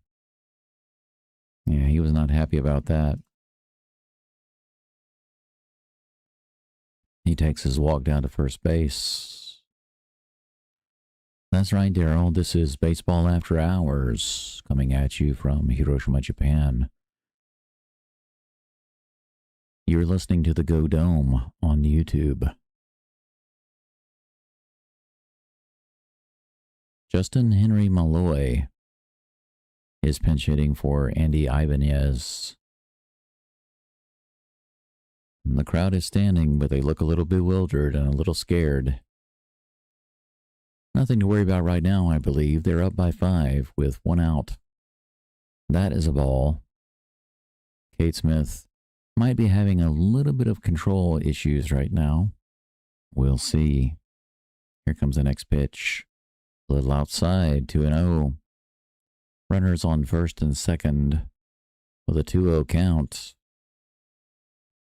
Smith has only thrown 18 total pitches, with half of those being in the zone. Suddenly he seems to have lost a little bit of his control. Speaking of which, that one is high and inside for ball 3. The 94-mile-per-hour fastball missing its mark.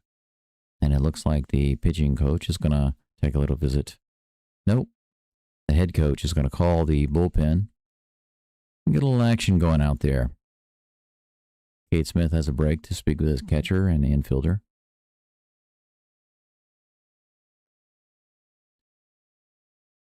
And while they're doing that, we'll take a pause for station identification. You are listening to the Go Dome on YouTube, sponsored by my many donors, super chats, PayPal donations, Buy Me a Coffee links, and patron members. Thank you very much. You are what makes this channel possible.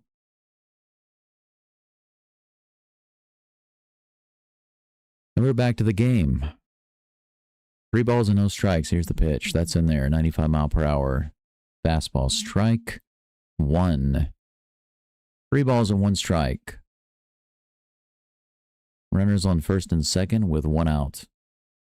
Matt Festa warming up in the bullpen for the Guardians. Here's the next pitch. Outside edge, called a strike.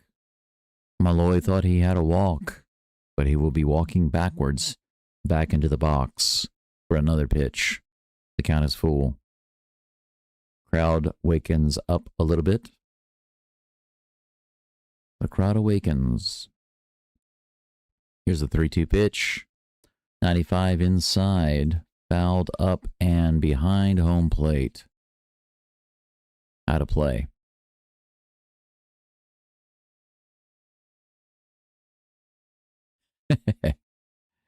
It looks like we are down to 74 from 100. So either we lost some Tigers fans or people are falling asleep and signing off. I myself hope to be signing off soon so I can get a little bit of a nap before the Red Sox-Yankees game. Full count. Here comes the pitch to Malloy. Strike 3 in the bottom of the zone. Struck him out looking. See you later, says Kate Smith. It was a good performance until that last pitch.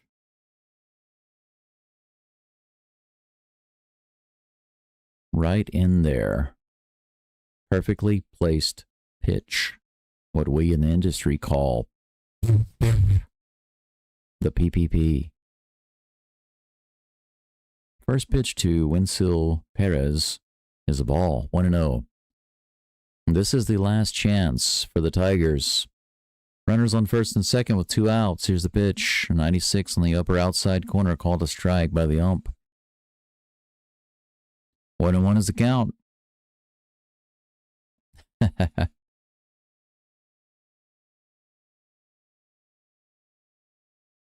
Here comes the toss. This is hit high in the air. Is it playable? It's going to float just out of play. 1 ball and 2 strikes. Tigers have 1 strike standing between them and a loss. The Guardians, on the other hand, just need 1 strike to win and remain in the series. Move it to a game 3. Here comes a 1-2 pitch to Perez, high and outside. 2-2.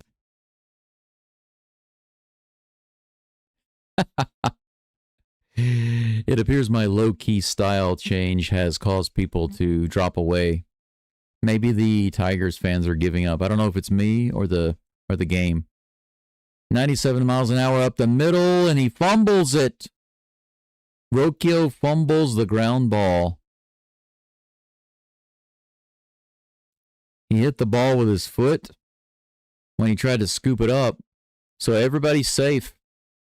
We have bases loaded, and that's going to be an error on Rocchio. Take a look at this.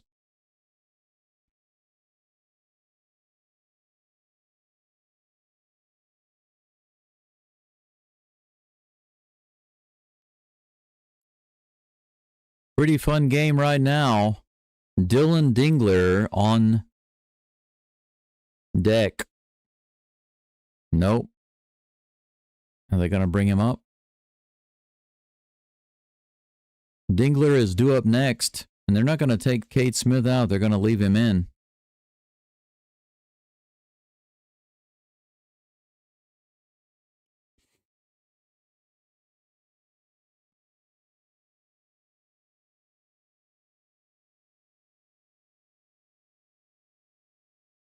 Biggest moment of this series now for the Tigers. Bases loaded with 2 outs. First pitch to Dingler is low and outside, ball 1. Cade Smith is up to 28 pitches.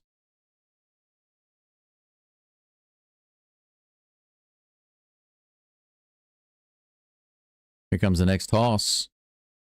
Fouled off. 97 right in there. 1-1 is the count.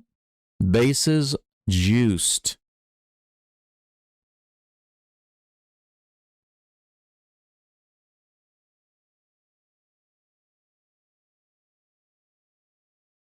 Here comes the 1-1 pitch. Swing and a miss, up and in, 96 miles an hour. 1 ball and 2 strikes. The crowd on their feet. Only the laziest of the lazy and the disabled and the little children are not standing. Line drive right to the first baseman, and he's got it. And that's it. In true fashion in this game, the Tigers strand 3 more runners. 6-1 is the final score. The Guardians take game 2 after more nail biting in the 9th inning. But if you want to hear some crazy numbers, listen to this. Throughout this entire game, the Guardians only missed 6 opportunities to bring runners around through the whole game. Now, to be fair, they didn't actually start getting runners on really until the 8th inning, and they scored a lot of those guys. They scored 5. But the Tigers missed 29 opportunities. In all of the games I've called this year, the Astros have stranded so many runners on base, and yet I never saw them strand 29. Not in a single game that I've ever called. And the Tigers had 29 missed opportunities in this game, and they only scored 1 run. That's the worst performance I've ever seen from any team this entire year, and that's not a joke. I'm chatting with Bo Naylor right now. He had a 3-run shot to seal the game in the 8th inning. It wasn't needed. The Guardians only needed 2 runs to win this game, but that's it. How about that? Thank you, Curtis. You have a good night, too. Fox at Bat, thank you. Thank you for being here. Daniel, happy Thursday to you from Japan. Daryl, thank you. I'll have a good rest. Yeah, it was a fun game. It was pretty interesting. It was pretty interesting for sure, but thank you to all of you for listening in. I appreciate you being here today. I will be here for the game tomorrow, and I'm going to be here in about an hour and a half for the Red Sox-Yankees game. If you're interested in that, please come back and check it out. Hey, Texas Dave, thank you. Thank you for being here. Thank you for continuing to support the channel. The Red Sox lead the Yankees 1-0, so it is a must-win game for the Yankees today. They missed their opportunity to tie it up or win it in the 9th inning yesterday. But I'll be calling that game after a 1-hour power nap. I do hope to see you there. Thank you all for being here, for supporting the channel, for supporting the live stream. And I will undoubtedly see some of you later on. And I wish you nothing but a great afternoon, evening, or morning, wherever you happen to be. Thanks again. I'm going to sign off for now and get some shut-eye. It is 5:24 in the morning here. And I've got my room sealed off. You can see it's quite dark in here, even though the sun is coming up outside. luckily, I can completely close off this room with no windows and have myself a nice little rest. Much love, and I'll be back in just a little bit. Until then, sayonara.